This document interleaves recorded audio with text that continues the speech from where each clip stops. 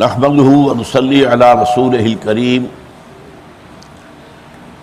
اما بعد فقد قال الله تبارك وتعالى كما ورد في سورة الأحزاب اعوذ بالله من الشيطان الرجيم بسم الله الرحمن الرحيم ما كان محمد أبا أحد من رجالكم ولكن رسول الله وخاتم النبيين والله بكل شيء وكان الله بكل شيء عليما وقال عز وجل كما ورد 3 مرات في القرآن في سورة التوبة وسورة الفتح وسورة الصف هو الذي أرسل رسوله بالهدى ودين الحق ليظهره على الدين كله وقال جل وعلا كما ورد في سورة الأنبياء وما أرسلناك إلا رحمة للعالمين وقال عز وجل كما ورد في سورة السبا وما أرسلناك إلا كافة للناس بشيرا ونذيرا صدق اللہ العظیم رب اشرح لي صدری ويسر لي امری واحلل عقدۃ من لسانی یفقہوا قولی۔ معزز حاضرین اور محترم خواتین، السلام علیکم ورحمۃ اللہ وبرکاتہ۔ میں بلا کسی تمہید کے اپنی بات شروع کر رہا ہوں۔ ہمارا اجماعی ایمان ہے اس پر کہ نبی اکرم صلی اللہ علیہ وسلم پر نبوت اور رسالت ختم ہو گئے، ختم نبوت۔ شیعہ ہوں، سنی ہوں، دیوبندی ہوں، بریلوی ہوں، اہل حدیث ہوں، حنفی ہوں، مالکی ہوں، شافعی ہوں، حنبلی ہوں، ظاہری ہوں، زیدی ہوں، عباضی ہوں، سب کا اجماع ہے کہ نبوت اور رسالت دونوں نبی اکرم صلی اللہ علیہ وسلم پر ختم ہو گئے۔ البتہ اس ختم نبوت اور رسالت کے 2 مفہوم ہیں،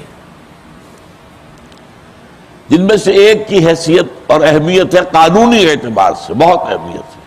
وہ ختم کس معنی میں ہے؟ جیسے اردو میں بھی ہم کہتے ہیں آٹا ختم ہو گیا، پیسے ختم ہو گئے، کوئی چیز پہلے تھی اب نہیں رہی۔ لیکن ساتھ ہی ہمیں معلوم ہے کہ اسکول کا طالب علم کہتا ہے میں نے اپنا کام ختم کر لیا، اس کے کیا معنی ہے؟ پورا کر لیا، میں نے اپنا کام پورا کر لیا۔ اب یہی 2 مفہوم ہیں ختم نبوت کے۔ پہلا مفہوم وہ ہے کہ آپ کے بعد کوئی نبی نہیں، اور اس کی اہمیت ہے قانونی اعتبار سے۔ قانونی اعتبار سے یہ ہے کہ جو شخص اس کو نہیں مانتا وہ دائرہ اسلام سے خارج۔ حضور کے بعد اگر کسی نے نبوت کا دعویٰ کیا تو وہ دجال، کذاب، کافر، ضال، مضل، اور جس نے بھی اس کی تصدیق کی وہ بھی اسی طرح کافر، دائرہ اسلام سے خارج۔ تو ختم نبوت کا یہ مفہوم جو ہے اس کی اہمیت ہے فقہی اعتبار سے، قانونی اعتبار سے، لہذا اسی پر زیادہ زور دیا گیا ہے۔ علماء کرام نے اس کا حق ادا کیا ہے، ختم نبوت کے اس تصور کو عام کرنے، مدلل کرنے، مبرہن کرنے، اور اس کا میں سمجھتا ہوں کہ حق ادا کر دیا۔ لیکن ایک دوسرا مفہوم ہے، اور وہ کیا ہے؟ نبوت کی حضور پر تکمیل ہو گئی، رسالت کی حضور پر تکمیل ہو گئی۔ یہ ہے وہ جس میں آپ کا فضیلت کا پہلو ہے۔ اب آپ اس کو ذرا نوٹ کیجئے، محض ختم نبوت اس معنی میں کہ پہلے نبوت تھی آپ کے بعد نہیں رہی، اس میں فضیلت کا پہلو تو کوئی نہیں، بلکہ ایک بات کہی جائے گی کہ نبوت رحمت تھی، نبوت تو اللہ کا فضل تھا، اللہ کی رحمت، اللہ کا فضل کیسے ختم ہو سکتا ہے؟ جن حضرات کو معلوم نہ ہو وہ جان لے، اسی دلیل سے آغاز کیا تھا آن جہانی غلام احمد قادیانی لعنت اللہ علیہ نے۔ کہ وہی تو رحمت ہے، رحمت خدا بندی کیسے ختم ہو جائے گی، کیسے بند ہو جائے گی؟ وہی جاری ہے، اجرائے وہی، اس سے پھر اجرائے نبوت، ہوتے ہوتے دعووں پر دعوے، مسیح موعود ہوں، مہدی موعود ہوں، اور آخر میں یہ کہ رسول ہوں، نبی ہوں۔ آغاز وہ تھا۔ اب آپ دیکھیے کہ وہ بات ایک عام آدمی کو کیسے اپیل کرے گی کہ نبوت تو رحمت تھی، رحمت کیسے ختم ہو سکتی ہے اللہ کی؟ جن لوگوں کی علوم دینیہ میں کوئی گراؤنڈنگ نہ ہو، بنیاد نہ ہو، وہ تو اس دلیل کے آگے جو ہے اس سے شکست کھا جائیں گے۔ ایسے ہی ایک اور دلیل اس نے پکڑی جو عوام اور جہلاء کے لیے بہت اپیلنگ تھی۔ دیکھو جی، ہمارے نبی فوت ہو کر دفن ہو گئے، زیر زمین ہے، عیسیٰ آسمان پہ اٹھا لیا گیا، تو کیا عیسیٰ افضل ہے محمد سے صلی اللہ علیہ وسلم؟ نہیں، عیسیٰ بھی مر چکا۔ یہ جو وفات عیسیٰ کا عقیدہ گھڑا اس نے، دلیل یہ بنائی کہ یہ تو گویا کہ وہ افضل ہو گیا، وہ آسمان پر اٹھا لیا گیا، اور محمد صلی اللہ علیہ وسلم جو ہے وہ فوت ہوئے اور زیر زمین دفن ہو گئے۔ یہ بات بھی عام جہلاء جو عظمت محمد صلی اللہ علیہ وسلم اور عقیدت محمد اور محبت محمد میں یقیناً ان کے دلوں کے اندر ہوتی ہیں یہ چیزیں، چاہے وہ عالم نہ ہو، وہ مفکر نہ ہو، وہ فلسفی نہ ہو، لیکن یہ باتیں تو ہیں۔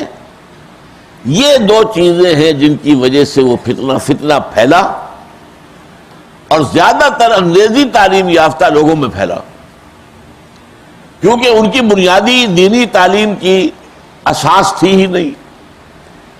انہوں نے تو انگریزی مدرسوں میں، اسکولوں کے اندر تعلیم حاصل کی، تو ظاہر بات ہے جو ادلہ ہے قرآن کا اور حدیث کے اور سنت کے جو دلائل ہیں وہ ان کے علم میں نہیں تھے۔ لہذا ان دو باتوں کی وجہ سے وہ غلام احمد قادیانی کے معتقد ہوتے چلے گئے، اور یہ فتنہ پھیلا اور آج تک پھیل رہا ہے۔ اگرچہ آپ کو معلوم ہے ہمارے ہاں انہیں غیر مسلم ڈکلیئر کیا گیا، قانون کیا گیا، فتنہ ختم نہیں ہوا ہے، فتنہ پھیل رہا ہے، اندر ہی اندر دیمک کی طرح چاٹ رہا ہے معاشرے۔ تو بہرحال ختم نبوت بڑی مانا کہ پہلے نبوت تھی اب نہیں ہے، یہ تو گویا کہ اجماعی عقیدہ بھی ہے، اس کا حق بھی علماء نے ادا کیا ہے، اور اس کی حیثیت قانونی ہے۔ لیکن ختم نبوت اور رسالت بڑی مانا کہ نبوت اور رسالت حضور پر کامل ہوئی ہیں، اس پر توجہ نہیں دی علماء نے، اس کی اہمیت کو واضح نہیں کیا گیا، اس لیے کہ اس کی قانونی حیثیت نہیں تھی۔ اب میں پہلے آپ کو دو احادیث سنا دیتا ہوں۔ ترمذی شریف میں حضرت ثوبان سے روایت ہے رضی اللہ تعالی عنہ، انہ سیکون فی امتی ثلاثون کذابون کلہم یزعم انہ نبی اللہ وَأَنَا خَاتَمُ النَّبِيِّينَ لَا نَبِيَّ بَعْدِي۔ میری امت میں 30 ایسے جھوٹے دجال کذاب اٹھیں گے جن میں سے ہر ایک یہ سمجھے گا کہ وہ اللہ کا نبی ہے، دعویٰ کرے گا، حالانکہ میں خاتم النبیین ہوں، بائی مانا کہ لا نبی بعدی، میرے بعد کوئی نبی نہیں۔ یہ ہے وہ پہلا مفہوم ختم نبوت، مفہوم لا نبی بعدی، میرے بعد کوئی نبی نہیں۔ دوسری حدیث ہے حضرت ابو ہریرہ سے رضی اللہ تعالی عنہ، اور یہ سنن ابی داؤد کی روایت ہے، لا تقوم الساعۃ حتی یخرج 30 دجالون کانہم یزعمون انہ رسول اللہ۔ قیامت قائم نہیں ہوگی جب تک کہ 30 دجال ظاہر نہ ہو جائیں جو دعویٰ کریں گے کہ وہ اللہ کے رسول ہیں۔ آپ کو معلوم ہے یہ رسالت کا دعویٰ تو شروع ہو گیا تھا حضور کے زمانے میں، مسیلمہ کذاب، اور ایک خاتون بھی نکل آئی تھی میدان میں، 6-7 تو اسی وقت آ گئے تھے جن کے خلاف جنگ کی ہے۔ ان میں سب سے بڑا مسیلمہ تھا، اور مسیلمہ بڑے طاقتور قبیلے کا آدمی تھا، اور اس کو شکست دینے کے لیے بہت بڑی قربانیاں صحابہ کرام کو، بڑی تعداد میں شہادت جو ہے جہاں اس کا نوش کیا ہے صحابہ کرام نے، تب وہ فتنہ ختم ہوا ہے۔ پھر ہمارے قریب کے دور میں بہاءاللہ نے ایران میں دعویٰ کیا، اور یہ غلام احمد قادیانی نے ہندوستان میں دعویٰ کیا۔ بہرحال پوری تاریخ کے اندر شمار کریں گے تو وہ 30 دجال جو ہیں، جن میں سے آخری دجال کون ہوگا وہ دجال ہوگا، المسیح الدجال، جو دعویٰ کرے گا میں عیسیٰ ابن مریم ہوں، اور یہودیوں کو لیڈ کرے گا، ان کی قیادت کرے گا، جو آخری تصادم آنے والا ہے مسلمانوں اور یہودیوں کے درمیان، اور وہ تصادم دور نہیں ہے۔ اس دجال کو پھر قتل کریں گے حضرت مسیح علیہ السلام، جب خود مسیح ابن مریم اتریں گے دوبارہ، اور پھر اس کو قتل کریں گے اور یہودیوں کا خاتمہ ہو جائے گا۔ اب یہ دو حدیثیں تو ہیں اسی معنی میں کہ نبوت مجھ پر ختم، میرے بعد کوئی نبی نہیں۔ ایک بڑی پیاری حدیث ہے، یہ بھی حضرت ابو ہریرہ سے ہے رضی اللہ تعالی عنہ، اور یہ بخاری اور مسلم دونوں میں ہے۔ یہ سند کے اعتبار سے سب سے اونچی حدیث ہو گئی، متفق علیہ، اس سے اونچا تو کوئی درجہ سند کا ہے ہی نہیں۔ حضور فرماتے ہیں مثلی و مثل الانبیاء کا مثل قصر احسن بنیانہ، میری اور انبیاء کی مثال ایک محل کی ہے جس کی نہایت عمدہ نہایت حسین تعمیر کی گئی، وَتُرِكَ مِنْهُ مَوْضِعُ لَبْنَةٍ، لیکن ایک جگہ پر کوئی خلا چھوڑ دیا گیا، فَطَافَ بِهِ النَّظَّارُ يَتَعَجَّبُونَ مِنْ حُسْنِ بُنْيَانِهِ، اس محل کا چکر لگاتے تھے، سیاح آتے تھے، دیکھنے والے آتے تھے، اور دیکھ کر بہت عظیم محل ہے، کیا کہنے اس کے، يَتَعَجَّبُونَ مِنْ حُسْنِ بُنْيَانِهِ إِلَّا مَوْعِظَ تِلْكَ الْمَلَابِدَةِ، سوائے کہتے یہ رکھنا پتہ نہیں کیوں ہے، یہ کیوں چھوڑ دیا گیا؟ تو فرمایا فَكُنْتُ أَنَا صَدَدْتُ مُوَاضِعَ لَبْنَةٍ خُتِمَ بِهِ النَّبِيُّونَ وَخُتِمَ بِهِ الرُّسُلُ، میں ہوں وہ اس خلا کو پر کرنے والا جس نے آ کر محل کو مکمل کر دیا۔ یہاں ہے تکمیل نبوت، تکمیل رسالت صلی اللہ علیہ وسلم، اور اس میں ہے اصل فضیلت محمد رسول اللہ صلی اللہ علیہ وسلم۔ اب جیسا کہ میں نے عرض کیا، علماء کرام کی توجہ رہی پہلے مفہوم پر، لہذا آپ نے 100 مرتبہ یہ آیت سنی ہوگی جو میں نے پہلے نمبر پر تلاوت کی ہے۔ جب بھی تقریر ہوتی ہے سیرت پر، تقریر ہوتی ہے ختم نبوت پر، تو سورہ احزاب کی آیت ما کان محمد ابا احد من رجالکم ولکن رسول اللہ وخاتم النبیین، محمد تم میں سے کسی مرد کے بیٹے کے والد نہیں ہے، اللہ نے حضور کو بیٹیاں تو دی، بیٹا نہیں دیا، جو دیے بھی تو لے لیے۔ تو اے مسلمانوں، تم میں سے کوئی مرد ایسا نہیں ہے کہ جو محمد کا بیٹا ہو، وہ تو اللہ کے رسول ہے اور خاتم النبیین ہے، اللہ کے رسول اور نبوت کے سلسلے کو ختم کر دینے والے ہیں، اس کے بعد کوئی نبی آنے والا نہیں۔ اس میں چونکہ دلیل تھی کہ وہ جو ایک معاشرتی مسئلہ تھا کہ اگر کسی شخص کا منہ بولا بیٹا ہے اور اس کی بیوی ہے، اب اگر وہ منہ بولا بیٹا فوت ہو جائے یا بیوی کو طلاق دے دے، تو کیا وہ شخص باپ جو ہے وہ اس لڑکی سے، اس عورت سے شادی کر سکتا ہے؟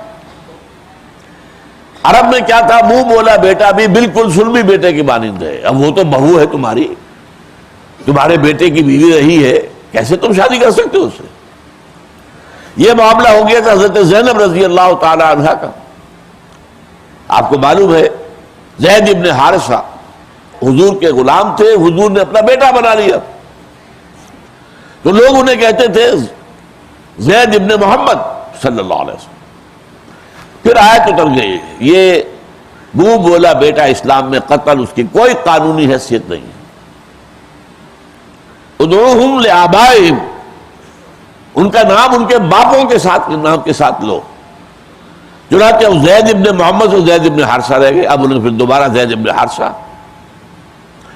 حضور نے ان سے شادی کروا دی تھی اپنی پھوپھی ذات بہن حضرت زینب بنت جحش کی، ان میں نباہ نہیں ہو سکا، اور میں سمجھتا ہوں اس کی وجہ کیا تھی، وہ جو عرب کی نفسیات تھی، حضرت زینب اونچے خاندان، قریش کے اونچے گھرانے کی خاتون، اب یہ وہ ہیں زید ابن حارثہ جن پر داغ لگ چکا ہے غلامی کا، تو وہ ذہناً کو تسلیم نہیں کر سکی۔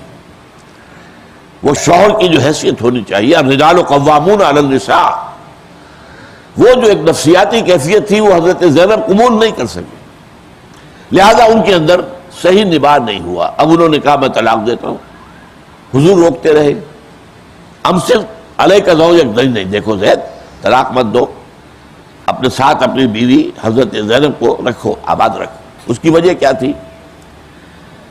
حضرت زینب کی شادی ان کے رشتہ داروں کی رائے کے خلاف حضور نے کروائی تھی حضرت زید سے۔ اب یہ کہ وہ مطلقہ بھی ہو جائے تو یہ تو صدمہ در صدمہ ہو جائے گا۔ تو حضور کا گمان یہ تھا کہ اگر خدا نہ خواستہ ایسا ہو ہی گیا تو زینب کی دلجوئی کے لیے پھر میں خود ان سے نکاح کروں گا۔ لیکن یہ کہ عرب کے رواج کے مطابق تو یہ کہ اوئے اوئے ہو جائے گی، بہت لوگوں کے اندر شور بچ جائے گا، محمد نے اپنی بہو سے شادی کر لی۔ اس لیے یہ آیات نازل ہوئی ہے کہ محمد آخری نبی ہے، تمہاری اس معاشرتی غلطی کی اصلاح اگر یہ نہیں کرے گے تو پھر کون کرے گا؟ اس معنی میں کہا گیا ما کان محمد ابا احد من رجالکم، محمد زید کے باپ نہیں ہے، لہذا ان کی بیوی ان کی بہو نہیں ہے۔ اور یہ جو ایک تمہارے ہاں خیال پھیلا ہوا ہے اس کی نفی کرنے کے لیے اللہ نے فیصلہ کیا، زوجناکہا، قرآن مجید کے الفاظ ہیں کہ ہم نے آپ کے زوجیت میں دے دیا ہے زینب کو۔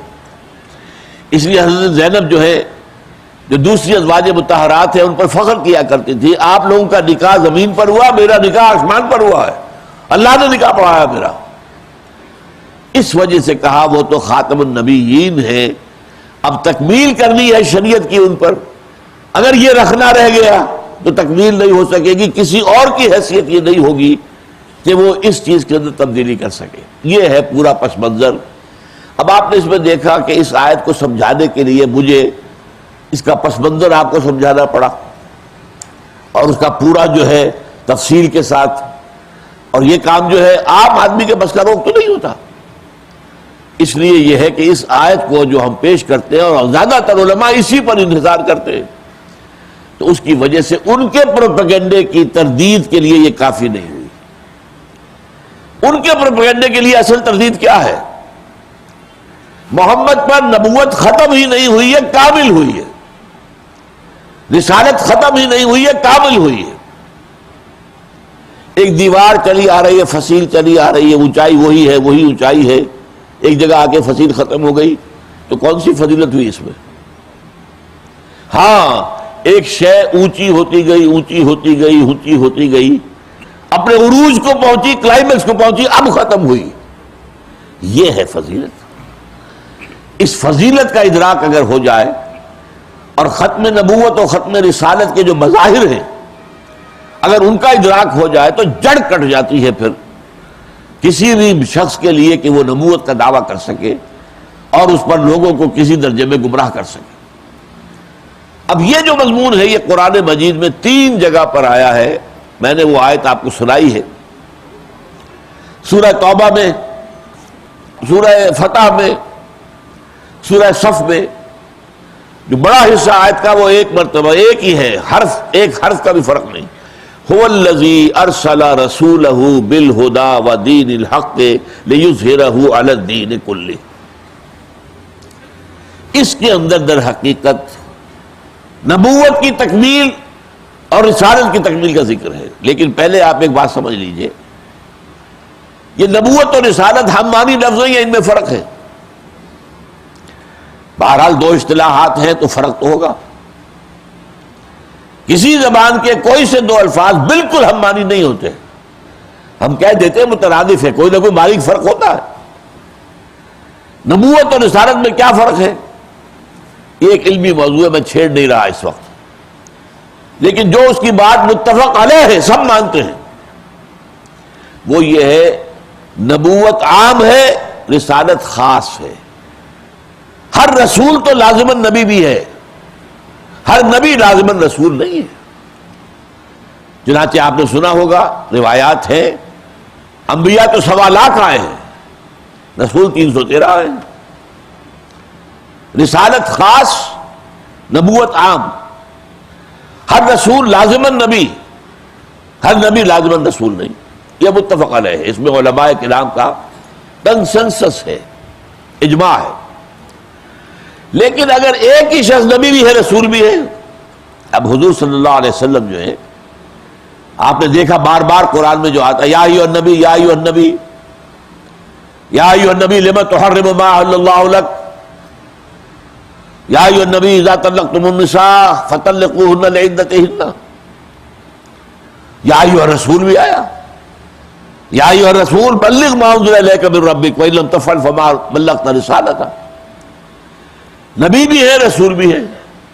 ایک ایسا شخص جو نبی بھی ہے رسول بھی ہے، اس میں کیا ریلیشن شپ ہے اس کی شخصیت میں؟ نبوت کا مفہوم کیا ہے، رسالت کا مفہوم کیا ہے؟ اب دیکھیے میں ایک فگر بنا رہا ہوں اپنے دو ہاتھوں سے، یہ دو ہاتھ میں نے ان کے بیک جو جوڑ دیے ہیں. نبوت کا رخ اللہ کی طرف سے ہے، اللہ سے لینا یہ نبوت ہے. رسالت خلق کی طرف ہے، خلق کو پہنچانا یہ رسالت ہے. اللہ سے لینا وہی ہدایت اللہ کی طرف سے آئی نا، ریسیو کی. وہ اینٹینا کہہ لیجئے، وہ ریسیو کر رہا ہے، اور پھر اس کو آپ کو مانے بوسٹرز لگے ہوتے کتنے ٹی وی کے، اس میں کیا ہے کہ کسی پچھلے اسٹیشن سے وہ لے رہا ہے اور آگے جو ہے اس کی پوٹینسی کو بڑھا کر آگے پھر بھیج رہا ہے. تو یہ نبی ہے اور یہ رسول ہے. تو اب آپ سمجھئے کہ 5 چیزیں ہیں جن میں سے 2 سے نبوت کی تکمیل ظاہر ہوتی ہے اور 3 سے رسالت کی تکمیل ظاہر ہوتی ہے. هو الذی ارسل رسولہ بالہدی ودین الحق. وہی ہے اللہ سبحانہ و تعالی جس نے بھیجا ہے اپنے رسول محمد صلی اللہ علیہ وسلم کو 2 چیزیں دے کر. محمد کو اللہ سے ملی 2 چیزیں، الہدا اور دین حق، ہدایت کاملہ اور ایک مکمل نظام زندگی. تو نبوت کا پہلو جو ہے وہ کیا ہے؟ اللہ سے آپ کو ملی الہدا اور دین حق. اچھا اس میں بعض لوگ مغالطے میں آ جاتے ہیں، قرآن ہی تو دین حق ہے. نہیں، سمجھ لیں میری بات. قرآن پر جب تک سنت رسول کا اضافہ نہیں ہوگا دین نہیں بنے گا. سادہ ترین مثال ہے نماز قائم کرو، نماز قائم کرو، نماز قائم کرو. کیا سنت کے بغیر نماز قائم ہو سکتی ہے؟ کیسے پتہ چلے گا نمازیں 5 ہے؟ قرآن میں تو کہیں نہیں، کہیں ظہر کا ذکر نہیں ہے، کہیں مغرب کا ذکر نہیں ہے. آپ کہہ سکتے ہیں فجر کا لفظ آ گیا ہے، عصر کا لفظ آ گیا، لیکن وہ نماز کے لیے تو نہیں آیا ہے، وہ تو وقت کے لیے آیا ہے. والعصر والفجر. پھر یہ 2 رکعتیں ہیں فجر کی اور مغرب کی 3 ہے، کون بتائے گا؟ یہ تو سنت ہے جس نے نماز کا نظام بنا دیا ہے محض قرآن سے. یہ اس دور کے بڑے فتنوں میں سے، بہت بڑے فتنوں میں سے. جتنا بڑا فتنہ یہ نبوت کا اجرا ہے، نبوت کا دعویٰ ہے غلام احمد قادیانی کا، اور ختم نبوت کے قلعے کے اندر جو نقب لگی ہے اس سے، جتنا بڑا فتنہ یہ ہے اتنا ہی بڑا بلکہ اس سے زیادہ خطرناک فتنہ جو ہے وہ انکار سنت اور انکار حدیث کا ہے. پہلا فتنہ جو ہے وہ اکثر لوگوں کو جلدی سمجھ میں آ جاتا ہے، انکار حدیث اور انکار سنت کا فتنہ سمجھ میں نہیں آتا. بڑی لچھے دار باتیں غلام احمد پرویز کی، اس کا نام بھی غلام احمد بدبخت کا، وہ غلام احمد قادیانی، یہ غلام احمد جو ہے پرویز، اور جس بڑے پیمانے پر اس نے فتنے کو پھیلایا. اور بھی بہت سے لوگ ہیں، کوئی اکیلا نہیں ہے. وہ مولانا اسلم جہراج پوری ہو، مولانا عبداللہ چکرالوی ہو، خود سر سید احمد خان مرحوم ہو، ان سب نے اس فتنہ انکار حدیث اور فتنہ انکار سنت کو ہوا دی. میں آپ کو یہ بتا رہا ہوں کہ الہدا، محض الہدا پر نظام نہیں بن سکتا جب تک کہ سنت ایڈ نہ کی جائے. اس حوالے سے آپ سمجھیے کہ الہدا ہدایت. اب غور کیجئے، یہ حضور سے پہلے جو 1.25 لاکھ انبیاء آئے ان کے پاس ہدایت نہیں تھی. سوچئے اگر نہیں تھی تو پھر نبی کیسے ہوئے؟ قرآن سے گواہی دے رہا ہوں، انا انزلنا التوراۃ فیہا ھدی و نور. ہم ہی نے تورات نازل کی تھی، سورہ مائدہ کی آیت ہے 7ویں رکوع کی پہلی. ہم نے ہی تورات نازل کی تھی، اس میں ہدایت بھی تھی، نور بھی تھا۔ آگے چل کر فرماتے ہیں انجیل فیہ ھدی و نور، اس میں بھی ہدایت بھی تھی، نور بھی تھا۔ تو نبیوں کے ذریعے ہدایت تو آتی رہی، لیکن ہوا کیا ہے؟ ہدایت تدریجاً ترقی کرتے ہوئے اپنے مقام کمال کو پہنچی ہے محمد رسول اللہ صلی اللہ علیہ وسلم۔ اور اس بات کو سمجھیے کہ اس کا تعلق کس سے ہے؟ اس کا تعلق ہے انسانی نوع انسانی کے ذہنی ارتقاء کے ساتھ۔ جیسے جیسے ذہنی ارتقاء بڑھا ہے، ہدایت کا درجہ بھی بڑا ہوتا چلا گیا۔ اب آپ سوچئے اگر پہلے دن قرآن دے دیا جاتا تو اسے سمجھتا کون؟ پرائمری کا آپ کا بچہ ہے، آپ پی ایچ ڈی ڈاکٹر لا کے رکھ دیجئے اس کے لیے، اسے ٹیوشن دینے کے لیے، پڑھائے گا کیا؟ اس کو پڑھائے گا تو وہی جو پرائمری کا بچہ پڑھ سکتا ہے۔ لہذا جیسے جیسے جیسے جیسے جیسے جیسے انسان کے شعور کی ترقی ہوئی، ذہنی ترقی ہوئی، فکری ترقی ہوئی، فلسفیانہ ارتقاء ہوا، ہدایت خداوندی بھی بڑھتی چلی گئی، تاں کہ آج سے 1400 برس پہلے نوع انسانی بحیثیت مجموعی شعوری اور فکری طور پر مالک ہو گئی۔ اب الہدا، اب ہدن نہیں، الہدا، the guidance, the total guidance, the complete guidance دے دی گئی۔ اس فرق کو اگر آپ نہیں سمجھیں گے تو پھر وہ فضیلت محمدی تو سامنے نہیں آئے گی۔ اس میں بلکہ ایک لطیف انداز میں بات کہا کرتا ہوں میں، تورات کی حفاظت کا ذمہ اللہ نے نہیں لیا۔ اگر اللہ ذمہ لیتا تو کیا تورات میں تحریف ممکن تھی؟ انجیل کا ذمہ نہیں لیا۔ اگر اللہ ضمانت دیتا انجیل کے اندر تحریف نہیں ہو سکتی تو کون بھائی باپ تھا جو کر سکتا تھا؟ یہ نہیں کر سکتا۔ اور اگر برا نہ مانے، اگر اللہ نے قرآن کی ضمانت نہ دی ہوتی، انا نحن نزلنا الذکر وانا لہ لحافظون، ہم ہی نے یہ الذکر نازل کیا ہے اور ہم ہی اس کے محافظ ہیں۔ پہلا ٹکڑا تورات کو بھی اپلائی کرے گا، انجیل کو بھی اپلائی کرے گا۔ تورات کس نے نازل کی؟ اللہ نے کی۔ انجیل کس نے نازل کی؟ اللہ نے کی۔ انا لہ لحافظون ان کے لیے نہیں آیا۔ تو میں کہا کرتا ہوں ایک لطیف انداز میں کہ تورات اور انجیل کو یہ حق حاصل ہے کہ وہ اللہ کی جناب میں فریاد کریں کہ یہ ہمارے ساتھ سوتیلی بیٹیوں والا سلوک کیا آپ نے۔ قرآن بھی تیری کتاب، اس کو تو حفاظت دی، ہم تیری کتابیں ہمیں حفاظت نہیں دی، کیوں؟ کیوں؟ اس کا جواب کیا ہے؟ بھائی ابھی تو انسان ذہنی ارتقاء کے مراحل سے گزر رہا تھا، یہ انٹرم پیریڈ کی ہدایات تھی جو دی گئی ہیں۔ آپ کو معلوم ہے تورات کے لیے سب سے بڑا لفظ کیا ہے؟ 10 کمانڈمنٹس، احکام عشرہ۔ ابھی انسان اتنا بالغ نہیں تھا کہ حکمت کو سمجھ سکے، احکام دے دیے، یہ کرو یہ نہ کرو۔ یہ تو آپ چھوٹے بچے کو بھی دے سکتے، یہ کرو یہ نہ کرو۔ ہاں یہ کیوں کرو اور یہ کیوں نہ کرو، یہ تو چھوٹے بچے کی سمجھ میں نہیں آئے گا۔ لہذا قرآن مجید میں وہ ہدایت ارتقاء کرتی ہوئی درجہ بدرجہ صحف ابراہیم سے ہوتی ہوئی، پھر تورات سے ہوتی ہوئی، پھر زبور سے ہوتی ہوئی، پھر انجیل سے ہوتی ہوئی، وہ آ کر قرآن میں کامل ہو گئی۔ یہ ہدایت کاملہ جو ہے یہ ہے حضور صلی اللہ علیہ وسلم کی فضیلت کا مظہر اول۔ ایک قادیانی نوجوان سے بھی میری یہ بات ہوئی تھی، ذرا وہ جیسے اب قادیانی بھی بہت سے ایسے ہیں جو نسلی قادیانی ہے، کوئی بہت زیادہ جھگڑالو قسم کے لوگ نہیں ہوتے، جیسے ہم لوگ میں اکثر جو نسلی مسلمان ہیں، اب ان میں سے کسی کا پردادا دادا جو ہے وہ قادیانی ہو گیا، وہ چلا آ رہا ہے اپنے خاندان کے اندر۔ تو وہ شخص میں نے دیکھا کہ کوئی جھگڑالو قسم کا نہیں، میں نے اس سے ایک بات کی، میں نے کہا یہ بتاؤ کیا تمہارے نزدیک قرآن میں ہدایت کامل ہو گئی؟ کہہ لیں ہاں کامل ہو گئی۔ نمبر 2 یہ بتاؤ کیا قرآن محفوظ ہے یا اس میں تحریف ہو گئی؟ نہیں نہیں تحریف نہیں ہوئی، محفوظ ہے۔ میں نے کہا پھر بتاؤ وحی کے آنے کی دلیل کیا ہے؟ پھر اور وہی ہدایت کے لیے آتے تھی، ہدایت کامل ہو چکی، اور وہ کامل ہدایت ضائع نہیں ہوئی۔ اگر تحریف ہو جاتی تو ضائع ہو گئی، تو پھر نئے نبی کی ضرورت تھی۔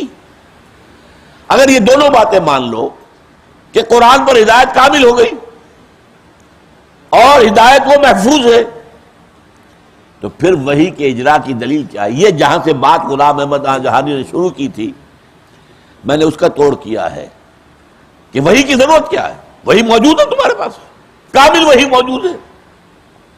اب اس گلاس کو لبالب بھر دیجئے، پھر مزید پانی ڈال سکتے اس میں؟ وہ ہدایت کامل ہو چکی قرآن کے اندر، وہ موجود ہے، محفوظ ہے. لہذا کسی وحی کی کوئی منطقی دلیل نہیں ہے کہ وحی جاری رہنی چاہیے. یہاں میں آپ کو ایک بات اور سنا دوں، وہ حضرت مسیح کی ہے. یہ آخری نبی ہے حضور سے پہلے.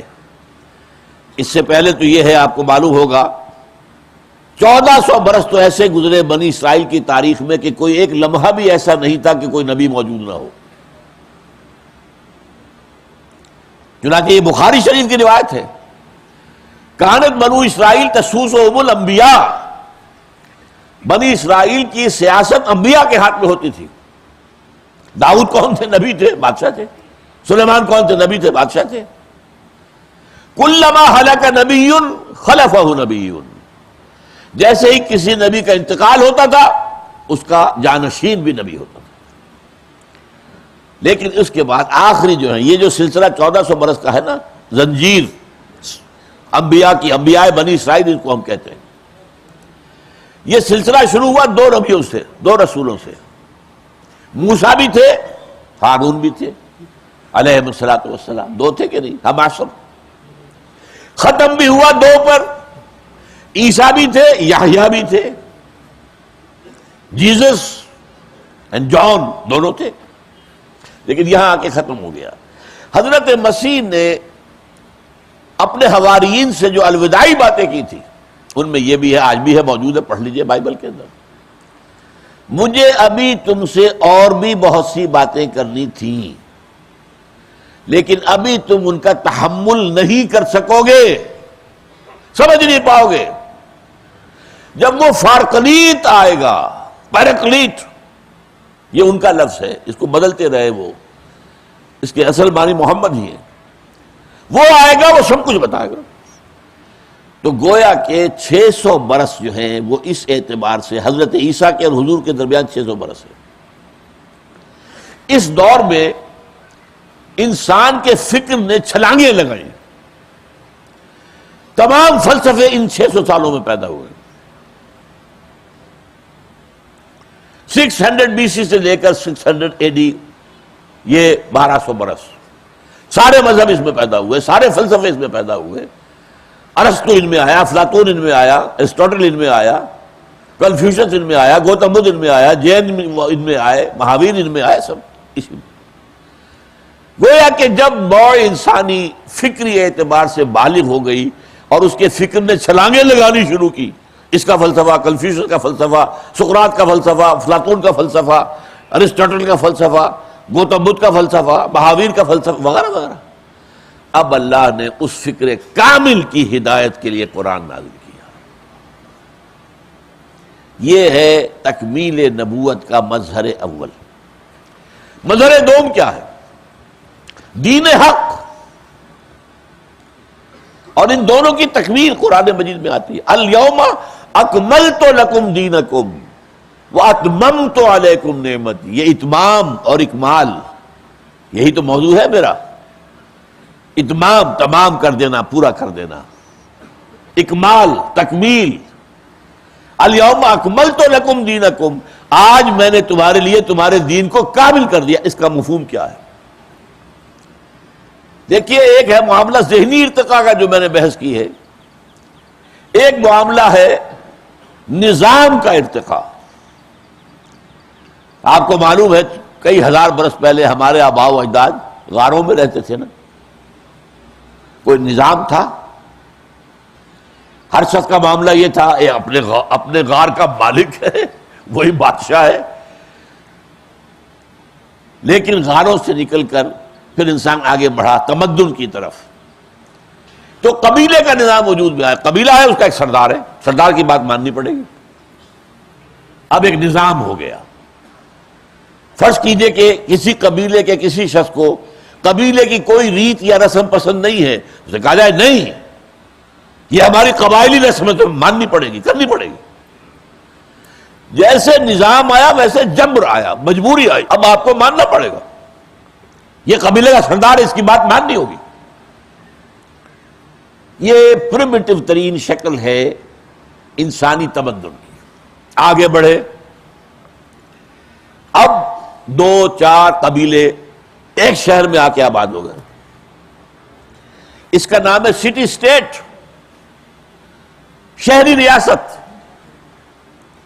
اب ظاہر بات ہے ہر قبیلے کے تو اپنے رسوم ہیں، رواج ہیں، قواعد ہیں، ضوابط ہیں، لیکن یہ کہ ان کے درمیان انٹریکشن کیسے ہوگا، کیا اصول ہوں گے اس کے۔ یہاں سے دستور کا آغاز ہوا، دستور بنانا پڑے گا۔ یہ 5 قبیلوں کے سردار جو ہے بیٹھیں گے، طے کریں گے، اکثریت سے معاملہ کریں گے، کوئی نہ کوئی دستور بنے گا نا۔ یہ بات سمجھ رہے ہیں نا آپ؟ اب ایک دلچسپ بات سنیے، حضور کے زمانے میں مکہ ایک قبیلے کا شہر تھا، تمدنی اعتبار سے بیکورڈ تھا، وہاں صرف قریش رہ سکتے تھے، یا قریش کا غلام یا قریش کا حلیف۔ باہر سے کوئی شخص آیا ہے، وہ مکے میں قیام کرنا چاہتا ہے، کسی نہ کسی مکے کے سردار کا حلیف بنے گا تو رہ سکتا ہے، ورنہ نہیں۔ جیسے آج بھی سعودی عرب میں آپ کاروبار کرتے ہیں تو کوئی سعودی وکیل ہوگا آپ کا تو آپ کاروبار کر سکتے ہیں، اور وہ آرام سے پیسہ کھاتا بیٹھ کر، کام آپ کرتے ہیں، محنت آپ کرتے ہیں، کمائی آپ کرتے ہیں، اسے تو سعودی ہونے کی نسبت سے جو ہے دولت آ رہی ہے اس کے پاس۔ تو گویا کہ وہ کیریکٹر بنیادی جو تھا مکے کی سوسائٹی کا تحال چل رہا ہے۔ وہ ایک قبیلے کا شہر تھا، مدینے میں 5 قبیلے تھے، ملٹی ٹرائبل سٹی اسٹیٹ۔ یہ ہے کہ جہاں آ کر اب کچھ نہ کچھ طے کرنا پڑے گا۔ مثلا میں مثال دیتا ہوں، اوس کا قبیلہ چھوٹا تھا، خزرج کا بڑا تھا۔ اب ان کے ہاتھ طے تھا، اگر کوئی اوسی خزرجی کو قتل کرے گا تو 3 گنا دیت دینی پڑے گی، خون بہا 3 گنا ہوگا، اور اگر کوئی خزرجی قتل کر دے اوسی کو تو اکیرا، خزرجی نے قتل کیا اوسی کو تو 100 اونٹ، اور اوسی قتل کر دے خزرجی کو تو 300 اونٹ۔ اب خون کھولتا ہوگا کہ نہیں اوسی نوجوان کا؟ یہ کیا بات ہوئی؟ میرا خون جو ہے 1/3 قیمت کا ہے خزرجی نوجوان کے خون سے، لیکن ماننا پڑے گا۔ If you want to stay in Medina, in Yathrib, this is the decision، ماننا پڑے گا۔ یہ مدینہ منورہ کی ریاست تھی۔ اس سے اگلی سٹیج کیا آئی؟ بڑی بڑی امپائرز وجود میں آ گئی، عظیم مملکتیں، شہنشاہیت۔ اب جو جبر آیا ہے، ظلم آیا ہے، کسان خون پسینہ ایک کرے گا اور آ کر جاگیردار جو ہے لائنس شیئر لے جائے گا پیداوار میں سے،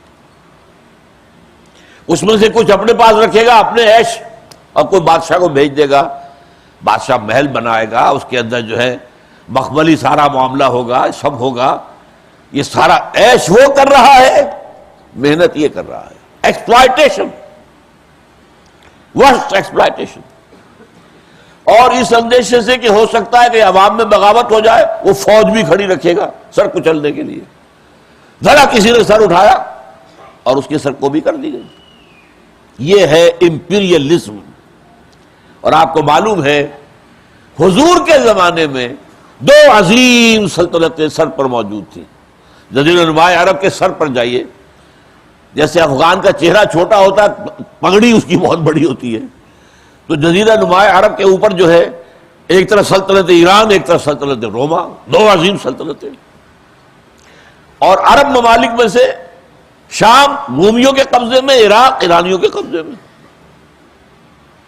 وہاں بادشاہت کا بدترین نظام آیا۔ اب وقت آیا ہے کہ نوع انسانی کو وہ نظام عدل اجتماعی عطا کر دیا جائے جس میں ظلم ختم ہو جائے، ایکسپلائٹیشن ختم ہو جائے، جس میں یہ کہ اکویٹیبل ڈسٹریبیوشن آف ویلتھ ہو، دولت کی تقسیم منصفانہ ہو، جس میں پیدائشی طور پر کوئی نہ اونچا ہو نہ نیچا ہو۔ پیدائشی طور پر تمام انسانوں کو مانا جائے کہ مساوی ہے، وہ چاہے مرد ہو چاہے عورت، مساوی ہے، شرف انسانیت دونوں کے اندر مشترک ہے۔ اور لا فضل لعربی علی عجمی ولا لعجمی علی عربی ولا لاسود علی احمر ولا لاحمر علی اسود، کوئی فضیلت نہیں ہے عرب کو اجمی پر، کسی اجمی کو عرب پر، نہ کسی گورے کو کالے پر، نہ کسی کالے کو گورے پر۔ یہ حجۃ الوداع کے جملے تو آپ نے سنے ہوں گے، بہت مرتبہ سنے ہوں گے۔ تو ایک انصاف پر مبنی نظام قائم کرنا، مکمل نظام، یہ تھی اب وقت کی سب سے بڑی ضرورت۔ اور آپ کو معلوم ہے کہ آج وہ اجتماعی نظام اور پھیل گیا ہے، اس نے افراد کو شکنجے میں لے لیا ہے۔ آپ اپنے بچے کی تعلیم و تربیت اپنی مرضی سے نہیں کر سکتے، کیا کریں گے؟ آپ نے اسکول کے حوالے کیا، you have wash your hands. اب وہ اسکول بنائے گا جو کچھ بچے کو بنائے گا، اس کا ذہن بنائے گا، اور وہ حکومت کنٹرول کرے گی اس کو۔ ٹیلی ویژن کو حکومت کنٹرول کرے گا، وہ ذہن بنائے گا۔ آپ لاکھ یہ کر لیں گے کہ اپنے گھر میں ٹیلی ویژن نہیں لائیں گے، بچہ جا کر کسی دکان پر دیکھے گا، کسی پڑوسی کے گھر میں دیکھے گا۔ آپ غار میں بند تو نہیں کر سکتے نا اس کو۔ آج اجتماعی زندگی گرفت میں آ چکی ہے، شکنجے میں آ چکی ہے، نظام نے گھیراؤ کر لیا انسان کا۔ اور اس نظام کے اندر ظلم کون کون سے ہے؟ علامہ اقبال کے الفاظ میں سنا رہا ہوں، خواجہ از خون رگے مزدور سازد لال ناب۔ خواجہ سرمایہ دار، کارخانے دار، خواجہ کارخانے دار جو ہے وہ اپنے مزدوروں کی رگوں میں دوڑنے والے سرخ خون سے وہ سرخ شراب بنا رہا ہے جو شام کو بیٹھ کر پیتا ہے۔ کہاں سے آ رہی شراب؟ یہ اس کے باپ کی کمائی ہے؟ یہ مزدوروں کی کمائی ہے۔ خواجہ از خون رگے مزدور سازد لال نام، از جفائے دہ خدایاں کشت دہقانہ خراب۔ اور یہ جاگیردار، یہ وڈیرے، یہ لینڈ لارڈز، یہ قبیلوں کے سردار جو عیش کرتے ہیں، جن کے بچوں کی تعلیم یورپ میں ہوتی ہے، جو جا کر اپنی گرمیاں وہاں گزارتے ہیں، وہ جو کاشتکار ہے، جو ہاری ہے، جو غریب خون پسینہ اس کا ہے، اس کے بچے کے لیے دوا نہیں ہے، اس کے بچے کے لیے غذا نہیں ہے، اس کے بچے کے لیے تعلیم نہیں ہے۔ اور یہ لینڈ لارڈ، فیوڈل لارڈز، یہ بیٹھے ہوئے عیش کر رہے ہیں۔ یہ نظام جو ہے، اسی لیے اقبال نے پھر اس کے بعد الفاظ کیا کہے ہیں، خواجہ از خون رگے مزدور سازد لال ناب، از جفائے دہ خدایاں کشت دہقانہ خراب۔ انقلاب انقلاب ہے، انقلاب، انقلاب برپا کرو، ایک منصفانہ نظام قائم کرو۔ لہذا وہ عہد جدید جس کے فاتح، آغاز کرنے والے محمد رسول اللہ ہیں، اس عہد کی سب سے بڑی ضرورت ایک نظام ہے۔ اور یہ نظام جو ہے، اس کو بنانا، متوازن نظام بنانا، معتدل نظام بنانا، منصفانہ نظام بنانا، عادلانہ نظام بنانا، عدل و قسط پر مبنی نظام بنانا، یہ انسانی ذہن کا کے بس میں نہیں ہے۔ دیکھیے، ایک مسئلہ یہ ہے کہ مرد اور عورت میں کیا توازن ہو حقوق اور فرائض کا، ہے کہ نہیں؟ کبھی آپ عورت کو جوتی کی نوک بنا کر اپنی لونڈی بنا دیتے ہیں، ملازمہ کی طرح ٹریٹ کرتے ہیں، بھیڑ بکری کی طرح ٹریٹ کرتے ہیں۔ کبھی وہ کلوپٹرا بن کر اور مصر کی تقدیر خراب کرتی ہے، یہ ہوتا ہے کہ نہیں؟ اب اگر عورت سوچے گی، نظام بنائے گی، تو وہ اپنے خیال رکھے گی، وہ اپنی نفسیات کو جانتی ہے، مرد کی نفسیات کو نہیں جانتی۔ مرد سوچے گا تو وہ اپنے اعتبار سے سوچے گا، وہ عورت کی نفسیات سے واقف نہیں۔ تو عادلانہ نظام کیسے بنے گا؟ یہ وہی بنا سکتا ہے جو مرد کا بھی خالق ہے، عورت کا بھی خالق ہے۔ الخلق عیال اللہ، تمام مخلوق اس کے کنبے کے مانند ہے۔ مرد جو ہے وہ بھی مخلوق کے اعتبار سے اس کے کنبے میں شامل ہے، اس کا بیٹا ہے، اور عورت بھی ہے۔ وہ نظام بنائے گا۔ اگر مزدور کے ہاتھ میں آپ چھوڑ دیں وہ اپنی بات سوچے گا، اسے سرمایہ دار کی مصلحتوں سے کیا غرض؟ طریقے کوہکن میں بھی وہی ہیلے ہیں پرویسی، کوہکن کے حوالے ہاتھ معاملہ آ جائے تو وہ بھی دھوکہ دے گا۔ اور ظاہر بات ہے کہ انتہائی سادگی سے کھا گیا مزدور مات، جو کارخانے دار ہے وہ تو اپنی سوچے گا، مزدور کے گھر میں آٹا ہے یا نہیں اور وہاں چولہا جل رہا ہے نہیں، اسے کوئی غرض نہیں۔ بھائی میں تو یہ ویج دے سکتا ہوں، نہیں دے جاؤ، دفع ہو جاؤ۔ اور اگر زیادہ پریشر ہوا لو میں کارخانہ بند کر دیتا ہوں۔ اب یہ جو لاک آؤٹ کیا اس نے، اس کے بعد تو اتنی دولت ہے کہ مہینہ 2 مہینہ 3 مہینہ سال بھر بھی وہ کھاتا رہے گا، اتنی دولت ہے، اس کے بچے پہ فاقہ نہیں آئے گا۔ اور مزدور کو تو 2 دن مزدوری نہ ملی تو بچے کو فاقہ آ جائے گا، لہذا وہ مجبور ہے۔ اچھا جناب جو آپ کا حکم، مجبور ہے، اس مجبوری سے فائدہ اٹھایا جاتا ہے، اس سے دولت کے انبار لگتے ہیں۔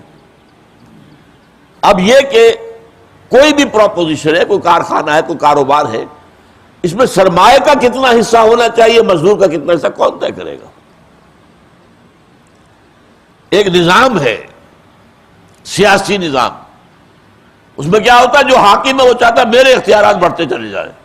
بھٹو نے اختیارات بڑھائے اپنے، پھر یہ زرداری صاحب نے، پھر مشرف صاحب نے تو کیا ہی کہنے، وہ سمجھتا ہے یہ سب پاگل ہے، حیوانوں کی طرح ہے، ان میں صلاحیت ہی کوئی نہیں ہے، میں ہوں عقل کل، سارا اختیار میرے ہاتھ میں ہوگا۔ آپ انسان کے اگر سارا اختیار میرے پاس ہونا، ہیومن رائٹس جو مغرب میں تصور ہے وہ یہ ہے، میں اگر ننگا سڑک پہ پھرنا چاہوں تم کون ہو تو اعتراض کرنے والے، اٹس مائی ہیومن رائٹ۔ میں سوڈمی کا معاملہ کرتا ہوں، ہومو سیکسولیٹی کا، who are you to object? ہم دونوں نے ایگری کیا ہے، کر رہے ہیں، ہیومن رائٹس۔ یہ پیچیدگیاں چلی آ رہی ہے، بڑھتی جا رہی ہے۔ ان کا علاج ایک دین حق، مکمل دین، اللہ کا دیا ہوا دین۔ تو جیسے جیسے تمدن کا ارتقاء ہوا، غاروں سے نکل کر قبیلہ، قبیلے سے سٹی اسٹیٹ، سٹی اسٹیٹ سے امپائرز یہ آئی ہیں، تو دین حق بھی بڑھتا رہا۔ یہی وجہ ہے جب دین کامل ہوا ہے محمد رسول اللہ پر صلی اللہ علیہ وسلم، الیوم اکملت لکم دینکم واتممت علیکم نعمتی ورضیت لکم الاسلام دینا۔ اب کہا ہے مسلمانوں تم پر ہم نے یہ لازم کیا، قائم کرو ان اقیموا الدین ولا تتفرقوا فیہ، دین کو قائم کرو۔ یہ ہم نے تمہیں نظام اس لیے نہیں دیا تلاوت کر لو اور ثواب لے لو، اللہ اللہ خیر صلی اللہ، پھر بند کیا جزان، اس کو بوسہ دیا اور رکھ دیا، آیت پڑھ لی، السارق والسارقۃ فاقطعوا ایدیہما، ثواب تو مل گیا، ایک ایک حرف کے 30 نیکیاں حضور نے فرمایا۔ گن لیجیے کتنے حروف آئے اس آیت کے اندر، کتنی نیکیاں ہو گئی، عمل تو نہیں ہوا۔ سود کی آیتیں آپ نے پڑھ لی، سود کو نکال تو نہیں سکے۔ پورا معاملہ کیا ہے، قائم کرو اس نظام کو۔ یہ ہے در حقیقت، یہ رسالت محمدی کا معاملہ ہے، لیکن ابھی میں نبوت محمدی کی بات کر رہا ہوں۔ تکمیل نبوت، الہدا مکمل، ہدایت آتے آتے آتے آتے مکمل، دین نظام ہوتے ہوتے ہوتے ہوتے ساری جو سوشل ایوولوشن کا پروسیس ہے اس سے گزر کر دین حق، الیوم اکملت لکم دینکم واتممت علیکم نعمتی ورضیت لکم الاسلام دینا۔ یہ 2 مصدر ہیں نبوت کے، مطلب نبوت ہے اللہ سے لینے والی چیزیں۔ اللہ سے محمد کو کیا ملا؟ الہدا، ہدایت کاملہ، ہدایت تامہ، ہدایت ابدیہ، تا قیام قیامت یہ ہدایت ہے۔ اور نمبر 2 دین حق جو کامل ہے، جو کیا گیا محمد رسول اللہ پر۔ اب آئیے رسالت کا، رسالت کا مظہر اول کیا ہے؟ وہ اس آیت میں نہیں ہے، اس کے لیے میں نے 2 آیتیں آپ کو اور سنائی ہیں۔ رسالت کی تکمیل کا پہلا صورت کیا ہے؟ آپ سے پہلے جتنے رسول آئے وہ صرف اپنی قوموں کے لیے بھیجے گئے یا اپنے علاقوں کے لیے بھیجے گئے۔ الی مدین اخاہم شعیبا الی عاد اخاہم ہودا الی ثمود اخاہم صالحا، اپنی اپنی قوم کی طرف، پوری نوع انسانی کی طرف نہیں۔ سمجھ لیں میری بات؟ لہذا قرآن میں آپ پڑھتے ہیں ہر رسول کی دعوت، یا قوم یا قوم یا قوم اعبدوا اللہ ما لکم من الہ غیرہ، یا قوم اعبدوا اللہ واطیعون، اے میری قوم اے میری قوم اے میری قوم۔ محمد کی بعثت ہے پوری نوع انسانی کے لیے، یہ تکمیل رسالت ہے۔ وما ارسلناک الا رحمتا للعالمین، ہم نے نہیں بھیجا ہے آپ کو اے محمد صلی اللہ علیہ وسلم مگر تمام جہانوں کے لیے رحمت، تمام جہان والوں کے لیے، کالوں کے لیے، گوروں کے لیے، مشرق والوں کے لیے، مغرب والوں کے لیے، شمال والوں کے لیے، جنوب والوں کے لیے، عربوں کے لیے، ایرانیوں کے لیے، ترکوں کے لیے، ہندیوں کے لیے، جاپانیوں کے لیے، چینیوں، سب کے لیے۔ وَمَا أَرْسَلْنَاكَ إِلَّا كَافَّةً لِلنَّاسِ بَشِيرًا وَنَذِيرًا، یہ بہت ہی اسپیسیفک آیت ہے۔ ہم نے نہیں بھیجا ہے آپ کو مگر تمام نوع انسانی کے لیے بشیر اور نذیر بنا کر۔ اور سورہ اعراف میں فرمایا اے نبی کہہ دو قل یا ایھا الناس انی رسول اللہ الیکم جمیعا، میں اللہ کا رسول ہوں تم سب کی طرف۔ اور عجیب بات ہے، حضور نے ابتدائی میں، قرآن میں تو یہ آیتیں بعد میں آئی ہیں، حضور نے تو ڈے ون سے یہ بات واضح کر دی تھی۔ بالکل آغاز میں جب آپ کو حکم ہوا وَأَنذِرْ عَشِيرَتَكَ الْأَقْرَبِينَ، اپنے قریبی رشتہ داروں کو، قرابت داروں کو خبردار کیجئے، آپ نے بنو ہاشم کی دعوت کا اہتمام کیا۔ بنو ہاشم پورا قبیلہ، مرد آئے ہوں گے، عورتیں نہیں، کھانا کھلایا۔ اب کھڑے ہو کر آپ نے اپنی بات کہنی چاہیے تو ہوٹنگ کی، ابو لہب نے، اوروں نے شور مچایا، سیٹیاں بجائیں، بات نہیں سنی، چلے گئے۔ چند دن کا وقفہ دے کر آپ نے پھر کیا، پھر علی کو حکم دیا رضی اللہ تعالی عنہ، علی اہتمام کرو کھانے کا، پھر بلایا، پھر سب آ گئے۔ اب جو آپ کھڑے ہوئے تو میں یہ کہا کرتا ہوں کہ لوگوں کو شرم آ گئی ہوگی کہ 2 مرتبہ کھانا کھا لیا ان کا، تو سن لو بھائی۔ اب آپ نے کھڑے ہو کر کہا ان الرائد لا یکذب اہل مہران، یہ خطبہ عظیم ترین خطبہ ہے۔ ہماری حدیث کی کتابوں کی حد تک، جہاں تک میرا مطالعہ، احادیث کا وہ ذخیرہ بہت وسیع ہے، ہو سکتا ہے کہیں ہو لیکن مجھے ملی نہیں ہے۔ یہ خطبہ مجھے ملا ہے نہج البلاغہ، جو اہل تشیع کی کتاب ہے، جس میں حضرت علی کے خطبات ہیں زیادہ تر، لیکن شروع میں یہ خطبہ نبوت جو ہے وہ دیا گیا، اور بہترین خطبہ ہے۔ ان الرائد لا یکذب اہلہ واللہ لو کذبت الناس جميعا ما کذبتکم ولو غررت الناس جميعا ما غررتکم۔ دیکھو قافلے کا رہنما کبھی قافلے کو دھوکہ نہیں دیا کرتا، کبھی وہ راستے سے بھٹکائے گا؟ میں تمہارا رہنما ہوں۔ پھر عجیب بات، خدا کی قسم اگر میں بالفرض تمام نوع انسانی سے جھوٹ بول سکتا، کبھی تم سے تو کبھی نہ بولتا۔ یو آر مائی کِتھ اینڈ کن، وَلَوْ غَرَرْتُ النَّاسَ جَمِيعًا مَا غَرَرْتُكُمْ، میں تمام انسانوں کو دھوکہ دے سکتا، تبھی تمہیں تو کبھی نہ دیتا۔ اب اس تمہید کے بعد بات کی، کس قدر شاندار تمہید ہے۔ اب فرمایا وَاللَّهِ الَّذِي لَا إِلَهَ إِلَّا هُوَ انی لرسول اللہ الیکم خاصۃ وإلی الناس عامۃ، میں اللہ کا رسول بھیجا گیا ہوں بنا کر تمہارے لیے خاص طور پر، چونکہ تم میں سے ہوں۔ هو الذی بعث فی الامیین رسولا منہم، تو بعثت عمومی، بعثت خصوصی اہل عرب کے لیے، اور عمومی وإلی الناس کافۃ، تمام انسانوں کی طرف بھی میں بھیجا گیا ہوں بالعموم۔ وہی لفظ ہے اس میں جو سورہ سبا کی آیت میں آیا ہے وَمَا أَرْسَلْنَاكَ إِلَّا كَافَّةً لِلنَّاسِ بَشِيرًا وَنَذِيرًا۔ یہ پہلا مظہر ہے رسالت کی تکمیل کا۔ اور یہاں بھی میں آپ سے عرض کر دوں، جو آخری نبی یا رسول تھے حضور سے پہلے وہ حضرت عیسیٰ، حضرت عیسیٰ اور حضور کے درمیان 600 سال کہلاتے فترت وحی، ان 6 صدیوں کے دوران کوئی نبی دنیا میں نہیں تھا، نبوت کا وقفہ تھا۔ آخری نبوت کے خورشید کے طلوع ہونے سے پہلے ایک شب گزری ہے، وَاللَّيْلِ إِذْ أَدْبَرَ وَالصُّبْحِ إِذَا أَسْفَرَ۔ یہ 600 برس کی رات اب اس نے پیٹھ دکھائی ہے، وہ جا رہی ہے، اور خورشید نبوت محمدی اور رسالت محمدی طلوع ہو گیا۔ کَلَّا وَالْقَمَرِ وَاللَّيْلِ إِذْ أَدْبَرَ وَالصُّبْحِ إِذَا أَسْفَرَ إِنَّهَا لَإِحْدَى الْكُبَرِ نَذِيرًا لِلْبَشَرِ۔ حضرت عیسیٰ بھی یہ کہتے ہیں اپنی قوم سے، دیکھو میں صرف بنی اسرائیل کے گھرانے کی کھوئی ہوئی بھیڑوں کی تلاش میں آیا ہوں، اور اپنے حواریین سے کہتے ہیں بنی اسرائیل سے باہر تم نے اپنی دعوت و تبلیغ نہیں کرنی ہے۔ یہ موجود ہے، آج بھی انجیل کے اندر موجود ہے۔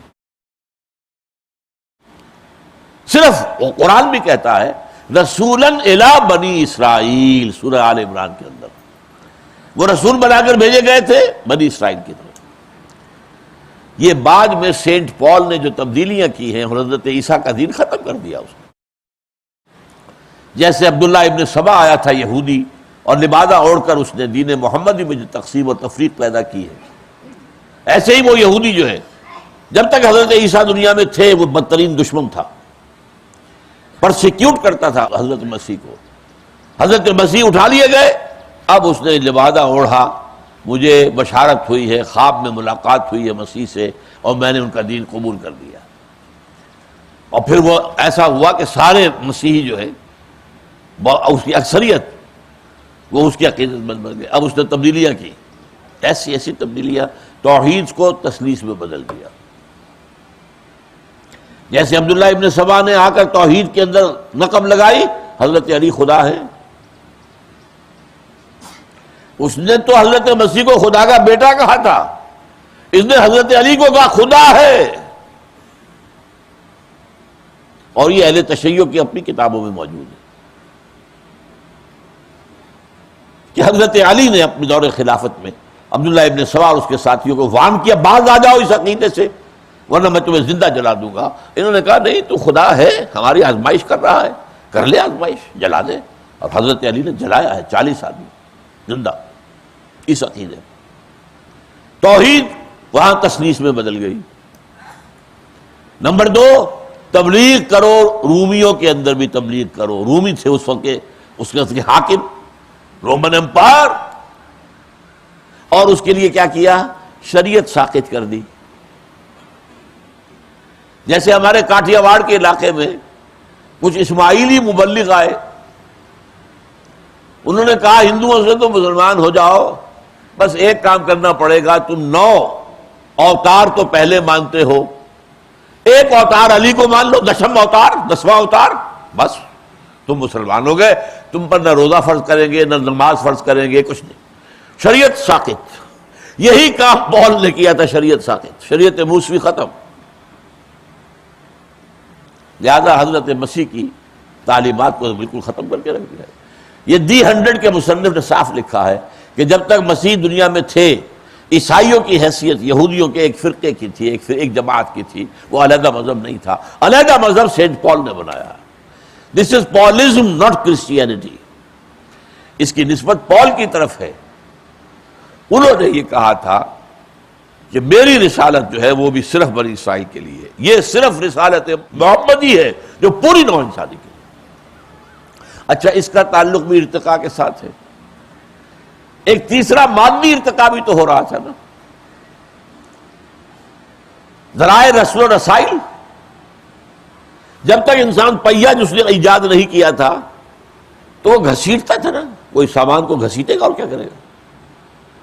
پہیا ایجاد ہو گیا، اب 2 پہیوں والا گڈھا بن گیا، اب کتنی آسانی سے اس کا روڈ آپ جو ہے کھینچ رہے ہیں۔ پہیا بہت بڑی ایجاد تھی۔ اسی طرح ہوتے ہوتے ہوتے ہوتے اب وہ دور آ گیا تھا کہ پوری نوع انسانی تک ایک پیغام پہنچایا جا سکتا تھا۔ ذرائع رسل و رسائل یہاں تک پہنچ گئے تھے، لہذا اب وہ رسالت آئی جو پوری نوع انسانی کے لیے۔ آج آپ کو معلوم ہے وہی فینومینن ہے، گلوبلائزیشن۔ یہ دنیا کیا ہے؟ Global village. فاصلے ختم، فاصلوں کا وجود نہیں. آپ یہاں بیٹھے تقریر کر رہے ہیں، میری یہ تقریر اگر انتظام ہو تو آپ اسی وقت امریکہ میں بیٹھ کر سن سکتے تھے. آپ بش کی تقریریں یہاں سنتے رہے کہ نہیں؟ اس کا تعلق بھی ہے.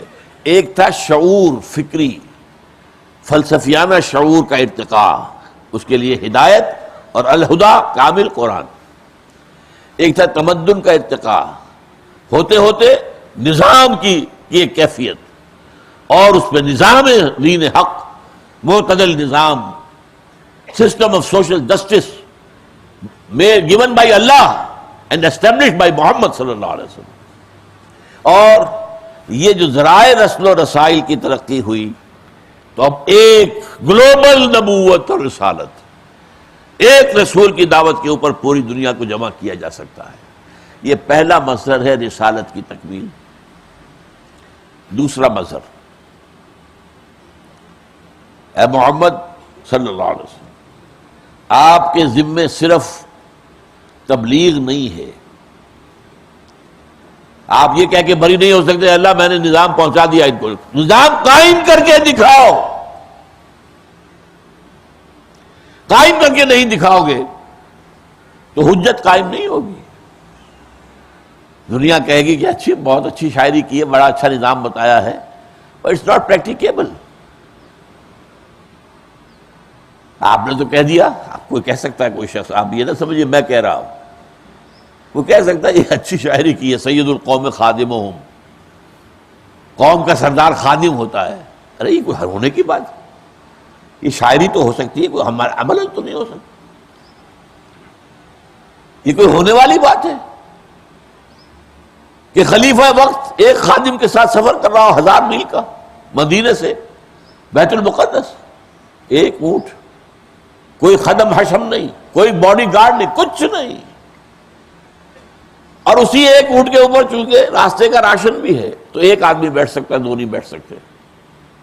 ایک منزل میں عمر اوپر بیٹھا ہوا ہے رضی اللہ تعالیٰ عنہ، خادم آگے چل رہا ہے رکیل پکڑ کر، اگلی منزل میں خادم اوپر براجمان ہے اور عمر خلیفہ وقت چل رہے ہیں آگے آگے رکیل تھام کر.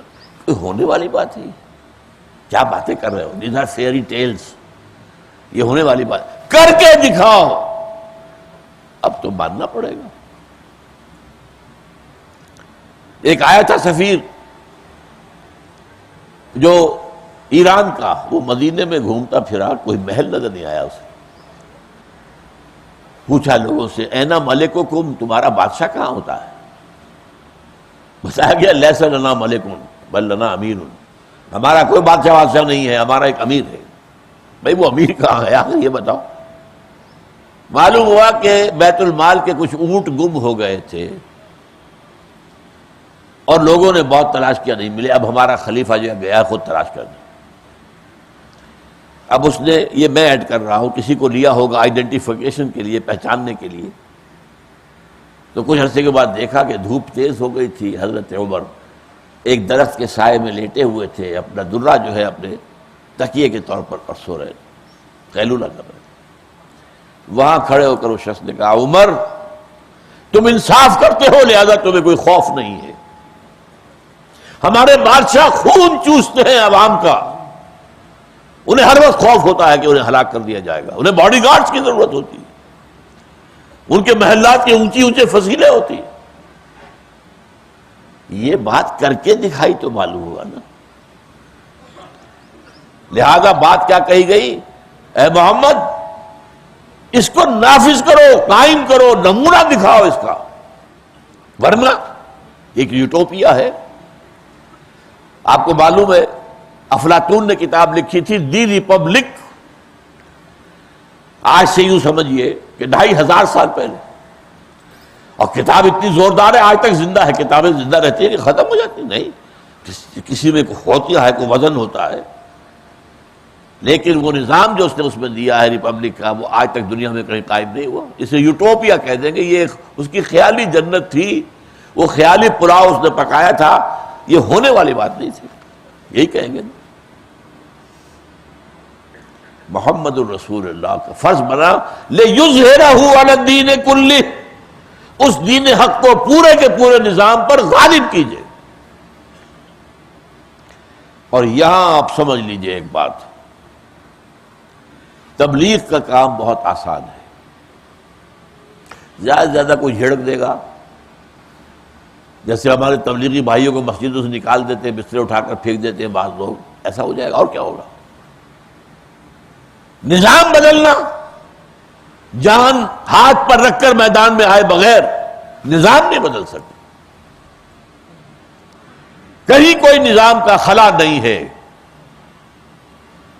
ہر جگہ کوئی نظام ہے، بادشاہی نظام ہے یا جمہوری جو حکمرانی ہے عوام کا، ڈیوائن پاپولر ساورنٹی والا نظام ہے، جاگیردارانہ نظام ہے، سرمایہ دارانہ نظام ہے، اور اس نظام کے کسٹوڈینز اوپر بیٹھے ہیں حکومت کے اندر۔ آپ کے یہاں جاگیرداری ہوگا نا، آپ کا صدر جو ہے وہ بھی جاگیردار ہے، وزیر اعظم بھی جاگیردار ہے، پہلے بھی یہی تھا، فیوڈل لارڈز۔ صدر فاروق احمد لغاری جاگیردار، لغاری مداری اور اس کے وزن پر مداری جو بھی ہوں گے تو وہی، وہ آپ کو نظام بدلنے دیں گے؟ جس شاخ پر ان کا گھونسلہ ہے اسے کاٹنے دیں گے؟ جس نظام کے ساتھ ان کا ویسٹڈ انٹرسٹ ہے اسے ختم کرنے دیں گے؟ جس نظام میں ان کی پریولیج حقوق ہیں، پریولیج کلاسز ہیں، وہ کبھی بھی اس نظام کو ختم ہونے دیں گے؟ لہذا یہ کام ہے جان جوکھوں کا کام، اور یہ پورے انبیاء اور رسول کی تاریخ میں صرف محمد کے ہاں ہے صلی اللہ علیہ وسلم۔ اس سے پہلے دین کامل تھا ہی نہیں، اس سے پہلے تمدن اس اسٹیج پر پہنچا ہی نہیں تھا، یہ تو تمدن کے ارتقاء کے اس مرحلے کا معاملہ ہے نا، اب دین کے کامل ہونے کا معاملہ ہے۔ ان اقیموا الدین ولا تتفرقوا فی، دین کو قائم کرو۔ دیکھیے قرآن مجید میں سورہ یوسف میں لفظ آتا دین الملک۔ مصر میں جب حضرت یوسف علیہ السلام تھے وہاں پر، اور ان کے پاس آ گیا تھا چھوٹا بھائی بنیامین، اسے اپنے پاس روکنا چاہتے تھے، لیکن جس بادشاہ کے تحت، وہ ایک بہت بڑے وزیر کہہ لیں، بہت بڑے چیف سیکرٹری کہہ لیں، فوڈ منسٹر کہہ لیں، جو بھی چاہے کہہ لیں، بادشاہ تو وہ نہیں تھے نا، بادشاہ تو وہ تھا جس نے خواب دیکھا تھا اور اس کے خواب کی تعبیر بتائی تھی، تو وہ وہاں تک پہنچ گئے تھے، جیل سے نکل کر زندان سے نکلے اور ایک بڑے اونچے مقام تک بن گئے، بڑے درباری بن گئے۔ ما کان لیاخذ اخاہ فی دین الملک، وہ جو ملک کا نظام تھا، وہ نظام کیا تھا؟ سارا اختیار ملک کے ہاتھ میں، ساورن وہ ہے، جو بات کہہ دے وہی قانون ہے، یہ نظام تھا، پوری دنیا میں رہا ہے، وہ فرعون ہو، نمرود ہو، سب بادشاہ جہاں بھی تھی، ساورنٹی۔ جیسے فرعون کا قول آیا ہے، یہ موسیٰ کے زمانے کا فرعون، الیس لی ملک مصر، کیا ملک مصر کی بادشاہی میرے ہاتھ میں نہیں ہے؟ وَهَذِهِ الْأَنْهَارُ تَجْرِي مِن تَحْتِي، اور یہ جو نہریں ہیں، جو آبپاشی کا نظام ہے، یہ میرے ان کنٹرول میں ہے، جس کا چاہوں گا موگا بند کر دوں گا، جب چاہوں گا پانی بند کر دوں گا، آئی ایم دی اتھارٹی۔ یہ نظام تھا جس کو دین الملک کہا گیا۔ دین اللہ کیا ہے؟ اذا جاء نصر اللہ والفتح ورأيت الناس يدخلون في دین اللہ افواجا۔ sovereignty belongs to God، اللہ، اس کا نمائندہ رسول، اللہ اور اس کے رسول کی بات سب سے بالا، سب سے بالا، سب سے بالا۔ جہاں کوئی حکم آ گیا ہے اللہ کا، اس کے رسول کا، آپ کے نمائندے منتخب ہوا کریں، 100% ہوں، کوئی تبدیلی کرنے کے مجاز نہیں۔ ہاں جہاں کوئی حکم نہیں ہے اللہ کا اور اس کے رسول کا، تو یہ امرہم شورا بینہم، یہ گویا کہ اللہ نے تمہارے حوالے کر دیا، یہاں تم فیصلے کر لو۔ جیسے ہمارے ہاں آپ کو معلوم ہے، یہ کوئی 65 برس پہلے ہی کی بات کر لیجئے نا، اس سے پہلے تقریباً 200 برس یا 100 برس میں یہ بات رہی۔ ہمارا ساورن کون ہوتا تھا؟ ملکہ یا بادشاہ، تو انگلستان میں مقیم، ہندوستان میں viceroy, what was the relationship? جو فرمان آ گیا ہز میجسٹیز گورنمنٹ یا ہر میجسٹیز گورنمنٹ کا، وہ واجب التعمیل ہے، اس میں وائس رائے کوئی کمی بیشی نہیں کر سکتا، وہ وہاں کا حکم ہے، سورن کا حکم۔ جہاں وہاں کوئی حکم ان کا نہیں ہے، اب یہ وائس رائے کی ذمہ داری ہے وقتی حالات، موجودہ حالات، اس وقت کے جو بھی حالات ہیں، جو مصلحتیں ہیں، جو مملکت کی مصلحتیں، سوچیں اور فیصلہ کریں۔ یہی ہے خلافت کا نظام، اللہ کی حاکمیت، انسان کی خلافت۔ جو حکم اللہ اور اس کے رسول کا ہے واجب و تسلیم، واجب التعمیل۔ جہاں کوئی حکم نہیں ہے امرہم شورا بینہم، آپس میں مشورے سے طے کریں۔ یہ ہے دین اللہ۔ لیکن جیسا کہ میں عرض کر رہا تھا، دین اللہ کو قائم کرنے کے لیے جو جد و جہد کرنی پڑی ہے محمد رسول اللہ صلی اللہ علیہ وسلم کو، پہلی بات تو یہ کہ رسالت کی تکمیل کا مظہر یہ ہے کہ آپ نے دین صرف پہنچایا نہیں، قائم کر کے دکھایا۔ یہ تکمیل رسالت۔ دعوت تو دیتے رہے، تبلیغ تو سبھی کرتے رہے انبیاء، لیکن یہ کام صرف محمد رسول اللہ کے دست مبارک سے ہوا۔ اور آخری بات میں بتا رہا ہوں، اس میں تکمیل رسالت کے ساتھ ساتھ تکمیل انسانیت کا پہلو ہے۔ حضور نے جو جد و جہد کی ہے اس دین کو قائم کرنے کے لیے، وہ خالص ہیومن سٹرگل، ہیومن ایفرٹ کی بنیاد پر، زمین پر، گراؤنڈ پر، قدم بقدم چل کر، قدم قدم پر مشکلیں، قدم قدم پر رکاوٹیں، قدم قدم پر آزمائشیں، ان تمام سے عہدہ برا ہو کر گویا کہ انسانی سطح پر جد و جہد کر کے نظام قائم کیا۔ سیرت کے پڑھنے والے جانتے ہیں معجزات کا دخل نہ ہونے کے برابر، یہ میں نہیں کہتا بالکل نہیں ہے، نہ ہونے کے برابر ہے۔ غار ثور میں اللہ نے بچایا ہے کبوتری کے انڈوں سے اور مکڑی کے جالے سے، یہ اللہ کی مدد تھی۔ لیکن آپ کو معلوم ہے بنی اسرائیل کو بھوک لگی، کھانے کو کچھ نہیں تھا، من و سلوہ نازل ہو گیا۔ غزوہ تبوک میں انتہائی بھوک کا عالم، فاقے۔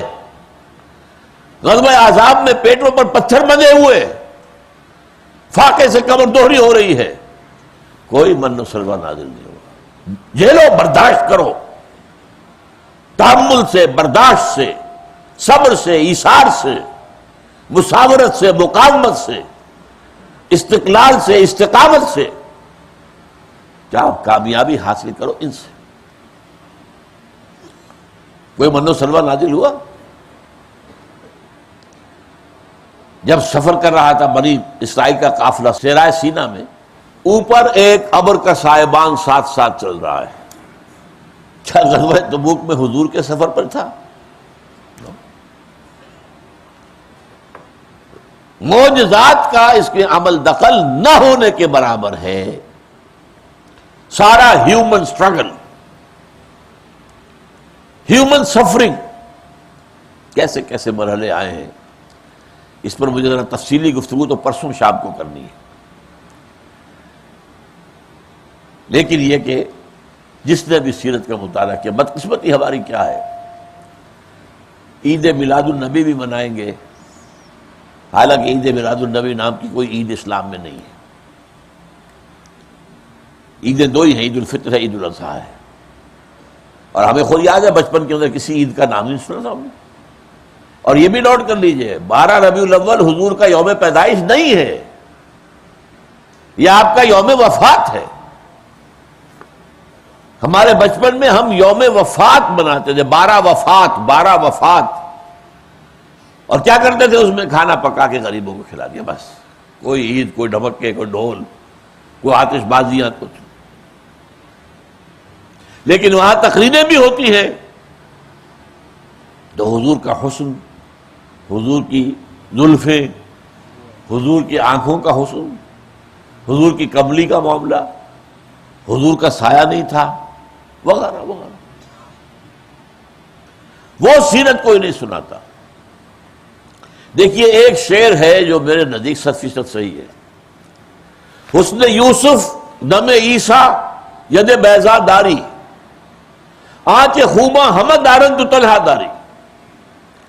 اے محمد صلی اللہ علیہ وسلم، آپ کو اللہ نے حضرت یوسف والا حسن بھی دیا، حضرت موسیٰ علیہ السلام کے عصا میں جو تاثیر تھی وہ بھی دی، حضرت مسیح کے پھونک مارنے میں جو تاثیر تھی وہ بھی دی۔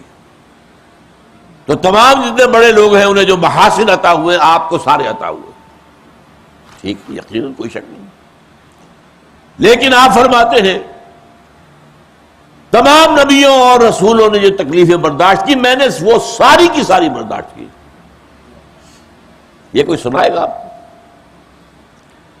نہ اسٹرگل کی دعوت ہے، نہ اس کی جد و جہد ہے، نہ اس کا ذکر ہے۔ کیا کچھ بیتی ہے حضور پر آپ سوچئے، طائف کا منظر،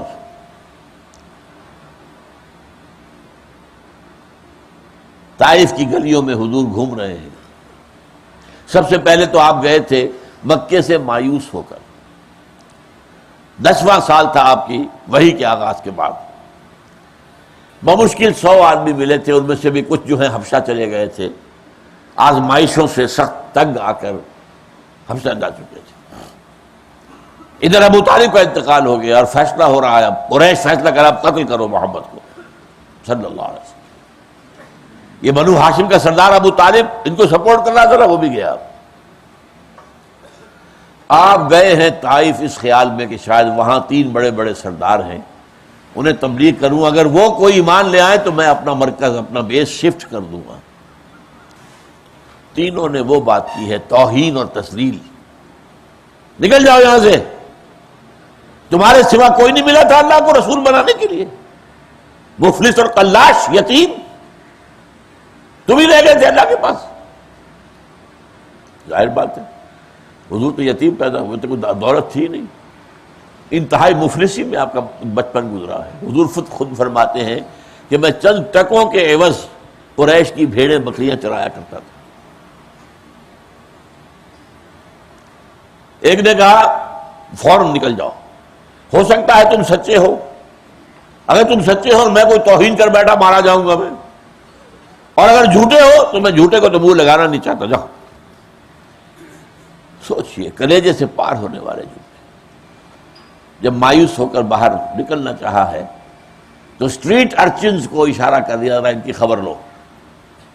وہ جو چھوکرے ہوتے ہیں، کوئی آپ کے ہاں مجذوب آ جائے تو گلیوں میں جو اس کا حشر ہوتا ہے، کوئی اسے پتھر مار رہا ہے، کوئی کچھ کر رہا ہے، پتھراؤ شروع ہو رہا ہے، اور آپ کے ساتھ صرف وہی زید ابن حارثہ اور کوئی نہیں۔ میں حیران ہوتا ہوں کہ جو سائے کے ساتھ رہنے والا ابو بکر تھا وہ بھی اس روز ساتھ نہیں تھا، پتہ نہیں اللہ کی حکمت، اللہ کو کوئی کلائمیکس دکھانا تھا۔ اب ادھر سے پتھر آ رہے ہیں، زید حضرت زید سامنے آ جاتے ہیں، پتھر اپنے اوپر روک لیتے ہیں، لیکن پیچھے سے آ گئے، وہ پیچھے آتے ہیں تو آگے سے آ رہے ہیں۔ ایک آدمی چاروں طرف سے تو نہیں روک سکتا، جسم لہو لہان، اور خون جم گیا ہے جوتیوں میں جا کر۔ یہ کس کا نقشہ ہے؟ حبیب رب العالمین، سید الاولین والآخرین، خاتم النبیین، آخر المرسلین، یہ نقشہ۔ اس کے بعد آپ واپس آتے ہوئے تھوڑی دیر ایک باغ کے اندر آپ نے آرام کیا ہے، اس وقت جو دعا مانگی ہے اسے سنیے، پڑھیے۔ اللہم الیک اشکو ضعف قوتی وقلت حیلتی، اے اللہ تیری جناب میں فریاد لے کر آیا ہوں اپنی قوت کی کمی کا، اپنے وسائل کی کمی کا۔ الی من تکلنی، مجھے کس کے حوالے کر دیا؟ الی بعید یتجہمنی، دشمن کے حوالے کر دیا مجھے، جو میرے اوپر ہجوم کر رہا ہے، حملہ کر رہا ہے۔ اور الی عدو ملکت امری، میرا معاملہ جو ہے میں نے دشمن کے ہاتھ میں دے دیا ہے۔ یہ فریاد، یہ چیخ، لیکن پھر عبدیت غالب آتی ہے۔ ان لم یکن علی غضبک فلا ابالی، اللہ مجھے اندیشہ صرف یہ کہ کہیں تو ناراض تو نہیں ہو گیا، اگر تو ناراض نہیں ہے، تیری رضا اسی میں ہے تو مجھے کوئی پرواہ نہیں. سر تسلیم خب ہے جو مزاج یار میں آئے. کبھی یہ نقشہ آپ کو دکھایا گیا ہے؟ آپ نے تو پڑھنی نہیں ہے. سیرت النبی پر کتابیں ہیں، اب بہت ہیں. اور چند سال پہلے بہت عمدہ کتاب آئی ہے الرحیق المختوم، ایک ہندوستانی عالم نے لکھی، صفی پوری، اور اس پر انہیں ایوارڈ سعودی عرب سے ملا. پھر اس کا اردو ترجمہ ہوا. وہ مستند ترین ہے کہ اس کے اندر صرف وہی واقعات لیے گئے ہیں کہ جو سندن ثابت، مستند، کہیں سنی باتیں نہیں ہیں. لیکن یہ کہ اس کے اندر آپ کو سب کچھ مل جائے گا. یوم احد کا ذکر ہے، کیجئے ذرا، سمجھیے. حضور خود زخمی ہوئے، دندان مبارک شہید ہوئے. جب وہ آپ کے خود کی 2 کڑیاں آپ کے رخسار مبارک کی ہڈی میں گھس گئی. اب ایک صحابی نے دانتوں سے پکڑ کر کھینچنا چاہا، ان کے دانت نکل گئے، کڑیاں نہیں ہلی اپنی جگہ سے. کس طرح نکالا ہوگا؟ جب نکلی ہے تو خون کا فوارہ چھوٹا ہے، اتنا خون گیا کہ آپ بے ہوش ہو گئے. خبر اڑ گئی کہ آپ تو شہید ہو گئے. یہ سختی جھیلی کہ نہیں محمد رسول اللہ؟ کیا اللہ نے حفاظت کی؟ سوچئے، صبر کر کے دکھاؤ، جھیل کر دکھاؤ، برداشت کرو.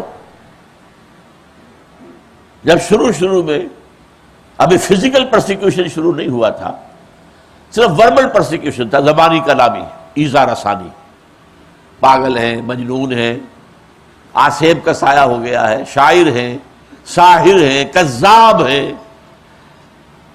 ایک شخص کو اپنے گھر کے اندر بند کر رکھا ہے، ایک اجمی کو جو عالم ہے، اور اس سے ڈکٹیشن لیتے ہیں تورات اور انجیل کی قصے ان سے لے کے، اور ہم پر آ کر دھونس جماتے ہیں کہ یہ اللہ کا رسول ہوں میں اور یہ مجھ پر وحی آئی. یہ ساری باتیں سنتے تھے. کیا کلیجے سے پار نہیں ہوتی تھی یہ باتیں؟ کیا دکھ نہیں ہوتا تھا؟ خود قرآن کی گواہی ہے، وَلَقَدْ نَعْلَمُ أَنَّكَ يَضِيقُ صَدْرُكَ بِمَا يَقُولُونَ. اے نبی، ہمیں معلوم ہے کہ جو کچھ یہ کہہ رہے ہیں اس سے آپ کا سینہ بھیجتا ہے، صدمہ ہوتا. لیکن وَاصْبِرْ عَلَىٰ مَا يَقُولُونَ، صبر کیجئے، برداشت کیجئے، جو کہتے ہیں جھیلیے. وَاصْبِرْ وَمَا صَبْرُكَ إِلَّا بِاللَّهِ وَاصْبِرْ كَمَا صَبَرَ أُولُو الْعَزْمِ مِنَ الرُّسُلِ. اب جو احد کا منصہ دکھا رہا تھا آپ کو، اس کے ساتھ ہی پہلے دیکھ لیجئے حضور کے ساتھ تو یہ ہو رہا تھا نا، وربل. اور صحابہ میں سے جو نوجوان تھے اور جو غلام تھے، انہیں جو مارا جا رہا تھا، زنجیروں میں جکڑ کر ڈال دیا، پھونکے رکھا ہوا ہے، فاقہ مارا جا رہا ہے. حضرت بلال کو مار کے امیہ ابن خلف جب تھک گیا تو کہا اچھا لے جاؤ اس کو، اس کے گلے میں ایک رسی کا پھندا ڈالو اور گھسیٹو اسے مکے کی گلیوں کے اندر. اب پتھریلی گلی ہے مکے کی، اب وہ جو ہے جسم ادھڑ رہا ہے. آگے لے جا کر جہاں سورج کی آگ برسا رہا تھا وہاں لٹا دیا گیا، اور سینے کے اوپر بھی ایک بھاری پتھر رکھ دیا گیا. سانس لینا مشکل ہے، لیکن اس حال میں بھی کیا کہہ رہے ہیں؟ احد احد احد احد احد، ایک ہی کو مانوں گا، کسی اور کو. حضرت سمیہ، حضرت یاسر شہید کیا گیا. یہ حلیف تھے اصل میں، یہ غلام نہیں تھے. حضرت بلال تو غلام تھے، یہ میں نے آپ کو بتایا تو نہیں، وہاں یا قرشی کا غلام یا قرشی کا حلیف. یاسر جو ہے یمن کے رہنے والے تھے، انہوں نے خواب دیکھا تھا کہ نبی آخر زمان کا ظہور ہونے والا ہے مکے میں. وہ یمن سے چل کر آئے. ابو جہل کا چچا تھا، شریف انسان تھا، اس کے حلیف بن گئے. اس کی کنیز تھی حضرت سمیہ، اس کی اجازت سے ان سے شادی کر دی. اب یہ خاندان بن گیا. اللہ نے بیٹا دیا، وہ آپ کو معلوم ہے عمار ابن یاسر. 3 افراد پر مشتمل گھرانہ. چچا کا انتقال ہو گیا، اب سارا اختیار منتقل ہو گیا بھتیجے کو، ابو جہل کو، جو بدترین دشمن ہے محمد کا اور اس کے دین کا صلی اللہ علیہ وسلم۔ اب وہ مار رہا ہے، پیٹ رہا ہے، پرسیکیوٹ کر رہا ہے، کھلے میدان میں لٹا دیا ہے، ایک ستون سے حضرت یاسر کو باندھ دیا، حضرت عمار کو باندھ دیا ہے، ان کے سامنے ماں کو برہنہ کیا ہے، مار مار کے تھک گیا ہے۔ تو پھر ہاتھ میں ایک مورتی تھی، جیسے ہندوؤں کے ہاں مورتیاں ہوتی تھی، تو کہا ہے کہ سمیہ ایک دفعہ کہہ دو کہ ہاں اس میں بھی کچھ ہے تو میں تمہیں چھوڑ دوں گا۔ انہوں نے منہ پر تھوک دیا، وہ جو تھی مورتی اس پر تھوک دیا۔ اب غصے میں آ کر جو اپنا نیزہ ہے وہ حضرت سمیہ کی شرمگاہ کے اندر مارا۔ یہ سب کچھ ہوا کہ نہیں ہوا؟ اور حضرت یاسر کو جس طرح شہید کیا، 4 سانڈ اونٹ منگا کر ان کے ساتھ رسے بندھے ہوئے، ایک رسے سے ایک بازو کو باندھا، دوسرے سے دوسرے بازو کو، ایک سے تیسرے سے ایک ٹانگ کو، چوتھے سے دوسری ٹانگ کو، ان کو دوڑایا اور چھوڑ گیا۔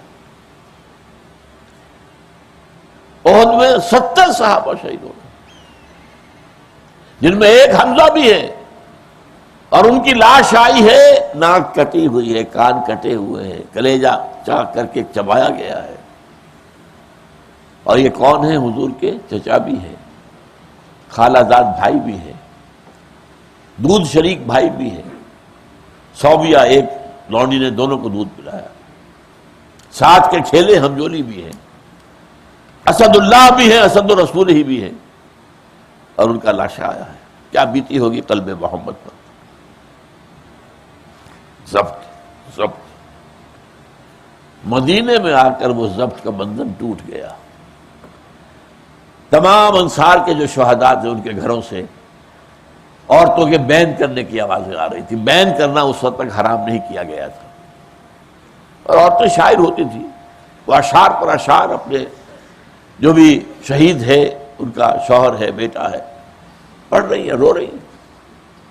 اس وقت حضور کی زبان سے الفاظ نکلے، اما حمزہ تو فلا بواکی لہو، ہائے حمزہ کے لیے تو کوئی رونے والیاں بھی نہیں ہیں۔ مدینے میں کون جانتا حمزہ کو؟ اگر مکے میں یہ حادثہ ہوتا، عبد المطلب کا بیٹا، مکے میں کوہرام بچا ہوتا، یہاں کوئی رونے والی نہیں ہے۔ تب انصار نے بھیجا ہے اپنے ہاں کی خواتین کو حضرت صفیہ کے گھر، جو حضور کی پھوپھی حضرت حمزہ کی ہمشیرہ تھی، ان کے گھر جا کر انہوں نے بیان کیا ہے تعزیت کی۔ یہ میں نے چند جھلکیاں دکھائی ہیں آپ کو، اس پر مفصل گفتگو میری انشاءاللہ پرسوں ہونی ہے، اگر تو آپ کو کوئی پیدا ہوئی ہے کوئی دلچسپی۔ وہ پروسیس کیا تھا جس کے ذریعے سے یہ انقلاب برپا کیا محمد نے، جس کے بارے میں دنیا کہتی ہے کہ عظیم ترین انقلاب تھا۔ ایم این رائے پچھلی صدی کا ایک ایسا آدمی تھا، بنگالی کمیونسٹ ہندو، اور کمیونسٹ کی جو ہائیسٹ پارٹی تھی دی کمیونسٹ انٹرنیشنل، اس کا رکن تھا، لینن کا پرسنل فرینڈ۔ اس نے تقریر کی لاہور میں 1920 میں،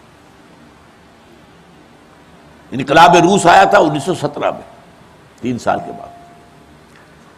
دی historical role of Islam, Bradlaugh Hall, Lahore, اور اس میں اس نے کہا تاریخ انسانی کا عظیم ترین انقلاب وہ تھا جو محمد نے برپا کیا تھا۔ یہ جو فتوحات ہوئی ہیں صحابہ کے ذریعے سے، یہ فتوحات سکندر کے فتوحات کی طرح کی نہیں ہے، یہ اٹیلا کی فتوحات نہیں ہے، یہ چنگیز خان کی نہیں ہے۔ ان فتوحات سے نئی تہذیب وجود میں آئی ہے، علم کا نور پھیلا ہے، تہذیب و تمدن کے بہترین نمونے سامنے آئے ہیں۔ یہ انقلاب، یہ عظیم ترین انقلاب تھا جو محمد نے برپا کیا۔ یہ تو 1920 کی بات آپ کو بتائی۔ 1980 میں کتاب چھپی دی 100، اور یہ چھپی کہاں سے؟ مینہٹن، وہ جو دنیا کا یوں سمجھئے کہ مالیاتی جو ہے دارالخلافہ، جہاں وال سٹریٹ ہے، ڈاکٹر مائیکل ہارٹ نے وہ کتاب لکھی ہے، the 100، a selection and gradation of the 100 most influential personalities of the human race. نسل انسانی کے 100 ایسے آدمی جنہوں نے تاریخ کا دھارا موڑا. انقلاب اسی کا نام ہے، بدل دینا، تاریخ کا رخ موڑ دیا. ان کی سلیکشن بھی، گریڈیشن بھی. ان میں سب سے زیادہ کس نے موڑا؟ اس سے کم کون، پھر کون، پھر کون. ٹاپ پر لایا ہے محمد کو صلی اللہ علیہ وسلم. یہ 100 تو آپ کو مل جائے گی بازار میں، عام کتاب ہے. اور کہتا ہے naturally I O an explanation. میں عیسائی ہوں، حضرت مسیح کو نمبر 3 پر رکھ رہا ہوں اور محمد کو نمبر 1 پر. تو مجھے ظاہر بات ہے کوئی توجیہ تو کرنی پڑے گی نا. وجہ کیا ہے؟ This is because he is the only person supremely successful in both the religious and secular planes. یہ جو آج کا تصور ہے، ایک مذہبی میدان ہے، ایک سیاسی میدان ہے. جتنے بڑے لوگ دوسرے ہیں وہ یا اس میدان میں اونچے ہیں تو ادھر کچھ نہیں، یا اس میدان میں اونچے ہیں تو ادھر کچھ نہیں. سکندر ہے، اٹیلا ہے، کوئی اور ہے، کانکرر ہے، بڑے بادشاہ ہے، تو روحانیت میں اور مذہب میں کوئی مقام نہیں ہوگا. اور گوتم بدھ ہے، حضرت مسیح ہے، بہت اونچے ہیں روحانیت کے اندر، دین میں، مذہب میں، سیاست میں زیرو ہیں. یہ ایک ہی شخص ہے انسانی تاریخ کا، نسل کا، محمد صلی اللہ علیہ وسلم، جو ان دونوں میدانوں میں بیک وقت عظمت کی انتہا پر فائز ہے. ٹوئن ٹاور سمجھ لیجئے، وہ جو گرائے گئے ہیں، 2 ٹاور جو کھڑے ہوئے تھے. ایک طرف مذہبی اعتبار سے بلند ترین شخصیت، ایک طرف سیاسی اور حکومت اور ریاستی اعتبار سے بلند ترین شخصیت. دی اونلی، اس لیے میں ضرور کہتا ہوں ایک ہی آدمی ہے، دوسرا کوئی ہے ہی نہیں. یا ادھر اونچے ہیں تو ادھر نیچے ہے، یا ادھر اونچے ہیں تو ادھر نیچے. تو یہ کام کیسے کیا؟ یہ معجزہ بغیر معجزوں کے عظیم ترین معجزہ کیسے رونما ہو گیا؟ یہ بات سمجھنے کی ہے، اس سے امید پیدا ہوتی ہے. اور یہ اصل میں حجت قائم کی ہے. دیکھیے نظام قائم کر کے دکھا دیا پوری نوع انسانی کے لیے حجت. دیکھ لو، بتاؤ یہ بہترین نظام تھا کہ نہیں؟ زیادہ سے زیادہ ہمیں کوئی کہے گا ٹھیک ہے اچھا نظام تھا، اب تم بتاؤ ہے کہیں وہ نظام؟ پدرم سلطان بود ٹھیک، تمہارا بادشاہ تو تمہارا باپ تو، تم کیا تراچے، تم کیا ہو، تم اپنی بات کرو نا، یہی کہیں گے نا. لیکن یہ ماننا پڑے گا. ایچ جی ویلز جیسا شاطم رسول، روشنی کی طرح کے اس نے حملے کیے ہیں حضور پر، آپ کی سیرت پر، آپ کی گھریلو زندگی پر. لیکن وہ آیا ہے concise history of the world کے اندر. اس چیپٹر جو ہے خطبہ حجۃ الوداع کے وہ الفاظ نوٹ کیے ہیں، لا فضل لعربی علی عجمی ولا لعجمی علی عربی ولا لاسود علی احمر ولا لاحمر علی اسود. اور پھر لکھتا ہے بہترین الفاظ، although the sermons of human freedom, fraternity and equality، یہ 3 الفاظ یاد کیجئے، انسانی حریت، اخوت اور مساوات. although the sermons of human freedom, fraternity and equality were said before also، بعض تو پہلے بھی بہت کہے گئے تھے. اور عیسائی ہے کہہ رہا ہے we find lot of such sermons in Jesus of Nazareth، مسیح ناصری علیہ الصلوۃ والسلام. ان کے ہاں بھی ہمیں واعظ تو بہت ملتے ہیں، but it must be accepted that it was Muhammad who for the first time in history established a society on these principles.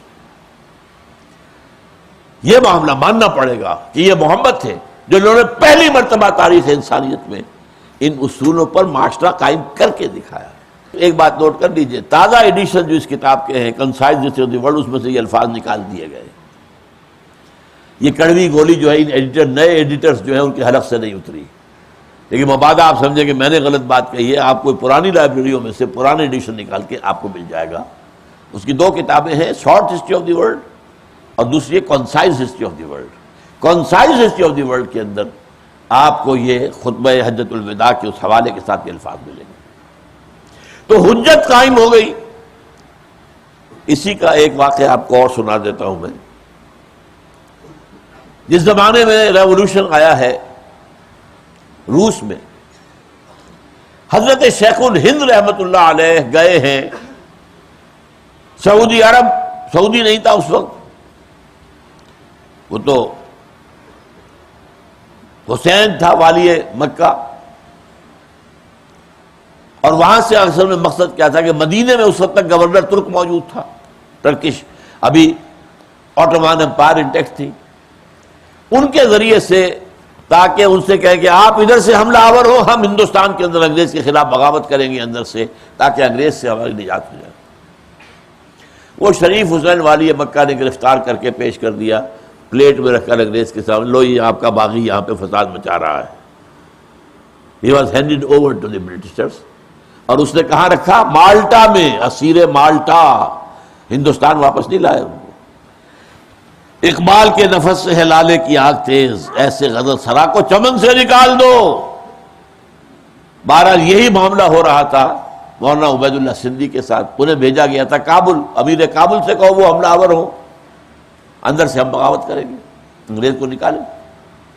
وہ امیر کابل کا بھی معلوم ہو گیا، عبید اللہ سندھی کو بھیجا گیا تھا وہاں، وہ سکھ تھے جو مسلمان ہوئے تھے اور جو نوجوان تھے، جاندار آدمی تھے، انہیں پتہ چلا یہ گرفتار کرنے لگے، وہ بھاگ کر روس چلے گئے، واپس تو آ نہیں سکتے، ادھر تو انگریز پکڑے گا فوراً۔ روس گئے، روس میں انقلاب ابھی تازہ آیا تھا۔ آپ کو معلوم ہے انقلاب جب آتا ہے تو کچھ عرصے تک ہر چیز جو ہے وہ ابھی طے نہیں ہوئی ہوتی، میلٹنگ پاٹ میں ہوتی، ابھی نیا نظام پوری طریقے سے جڑیں جمع نہیں چکا ہوتا، تو ابھی وہ میلٹنگ پاٹ میں تھا۔ اس نے کہا کہ میں اگر لینن سے ملاقات کر کے اسلام کا نظام اسے بتاؤں تو کیا عجب، انہوں نے بادشاہ سے نجات حاصل کر لی تو وہ ہمارا نظام اختیار کر لیں۔ لینن بستر مرگ پر تھا، اس کا نمبر 2 ٹراٹسکی تھا، لینن، وہ اسٹالن نہیں تھا، اسٹالن تو سازش کر کے جو ہے وہ مقام حاصل کیا، اور ٹراٹسکی تھا۔ لینن نے معذرت کر لی اور کہا کہ ٹراٹسکی سے بات کر لیجیے۔ ٹراٹسکی نے بڑی بات سنی، بہترین بات سنی، ہاں، اور کہا مولانا جو نظام آپ بتا رہے ہیں واقعتاً بہترین ہے، لیکن آپ نے اسے کہیں قائم کیا ہے؟ مولانا عبید اللہ سندھی کہتے ہیں اس کے بعد میری نگاہیں نیچی ہو گئی، میں اس سے آنکھیں چار نہیں کر سکتا۔ بھئی اعلیٰ نظام ہے تو قائم کرو نا، یہ اوروں میں ریوڑیاں بانٹنے آ گئے ہو، اپنے بچوں کو دو نا۔ دلیل ہے سیدھی سیدھی، یہ دلیل ختم کرنے کے لیے، کیونکہ دوبارہ یہ نظام دنیا میں آئے گا اور گلوبل ہوگا، اب تو ہر چیز گلوبل ہو رہی ہے نا، گلوبل آئے گا، کیپٹلزم گلوبلائز ہو رہا ہے، اور اس کے خلاف بھی ریزنٹمنٹ ہے، اور اس کا ٹائر پنکچر ہو چکا ہے امریکہ میں، کیپٹلزم کی ماں جو ہے اس کی ہوا نکل چکی، گلوبلائزیشن آف کیپٹلزم۔ اب انہیں اندیشہ ہے اسلام نہ آ جائے۔ یہ جو شعر کہا تھا اقبال نے آج سے 60 سال پہلے، ابلیس کی مجلس شورا میں ابلیس سے کہلوایا ہے، ابلیس کہتا ہے عصر حاضر کے تقاضاؤں سے ہے، لیکن یہ خوف ہو نہ جائے آشکارا شرع پیغمبر کہیں۔ اس کے ایک مشیر نے کہا تھا یہ جمہوریت دنیا میں آ گئی، اب شیطنت کہاں رہے گی، یہ تو اشتراکیت آ گئی، اب ہمارا نظام کہاں رہے گا۔ اس نے کہا مجھے نہ اشتراکیوں سے کوئی ڈر ہے، کب ڈرا سکتے ہیں مجھ کو اشتراکیت کوچہ گرد، یہ پریشان روزگار آشفتہ مغز آشفتہ ہو، اور نہ جمہوریت سے ہے، ہم نے خود شاہی کو پہنایا ہے جمہوری لباس، جب ذرا آدم ہوا ہے خود شناس و خود نگر، تو نے کیا دیکھا نہیں مغرب کا جمہوری نظام، چہرہ روشن اندرون چنگیز سے تاریخ تک۔ This is the dictatorship of the capitalist. Billionaire ہی کوئی الیکشن لڑ سکتا ہے نا، یا بلینئرز کی مدد سے پھر ان کا اعلی کار بن جائے گا، جو ملینز آف ڈالر دیتے پھر اپنی باتیں چلوائیں گے کہ نہیں، یا آپ خود ملینئر ہو تو میدان میں آئے۔ تو وہ تو کیپٹلزم جو ہے اس وقت سرمایہ داروں کی ایک تعمریت ہے، لیکن یہ خطرہ ہے کہ اسلام دنیا میں کہیں نہ آ جائے۔ ہے اگر کوئی خطر مجھ کو تو اس امت سے ہے، یہ ابلیس کہہ رہا ہے، مسلمانوں سے مجھے خوف ہے، ان کی خاکستر میں ہے اب تک شرار آرزو۔ جیسے انگارہ ہوتا ہے، اوپر راکھ آ جائے تو آپ کو نظر نہیں آتا کہ اندر آگ ہے، آگ تو ہوتی ہے۔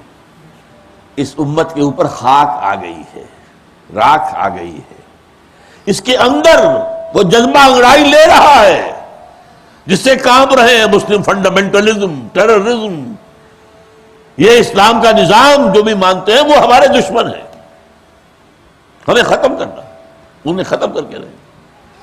لیکن یہ کہ بالآخر اسلام آئے گا۔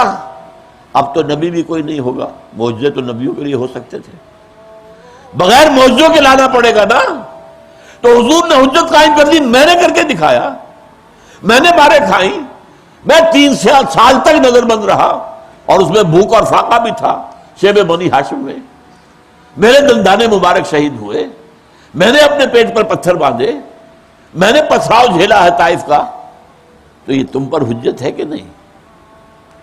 تم امتی سمجھتے ہو، اس میدان میں آنے کو تیار ہی نہیں، تم امتی نہیں ہو۔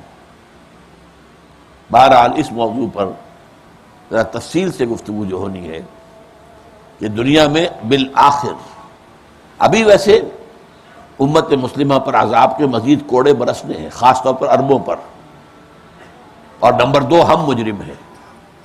وہ مجرم نمبر 1 کیوں ہیں؟ انہیں اللہ نے ایک اونچا مقام دیا تھا، انہی میں سے تھے محمد صلی اللہ علیہ وسلم، یہ رتبہ بلند ملا جس کو مل گیا۔ اور نمبر 2 ان کی زبان میں اللہ کا کلام موجود ہے۔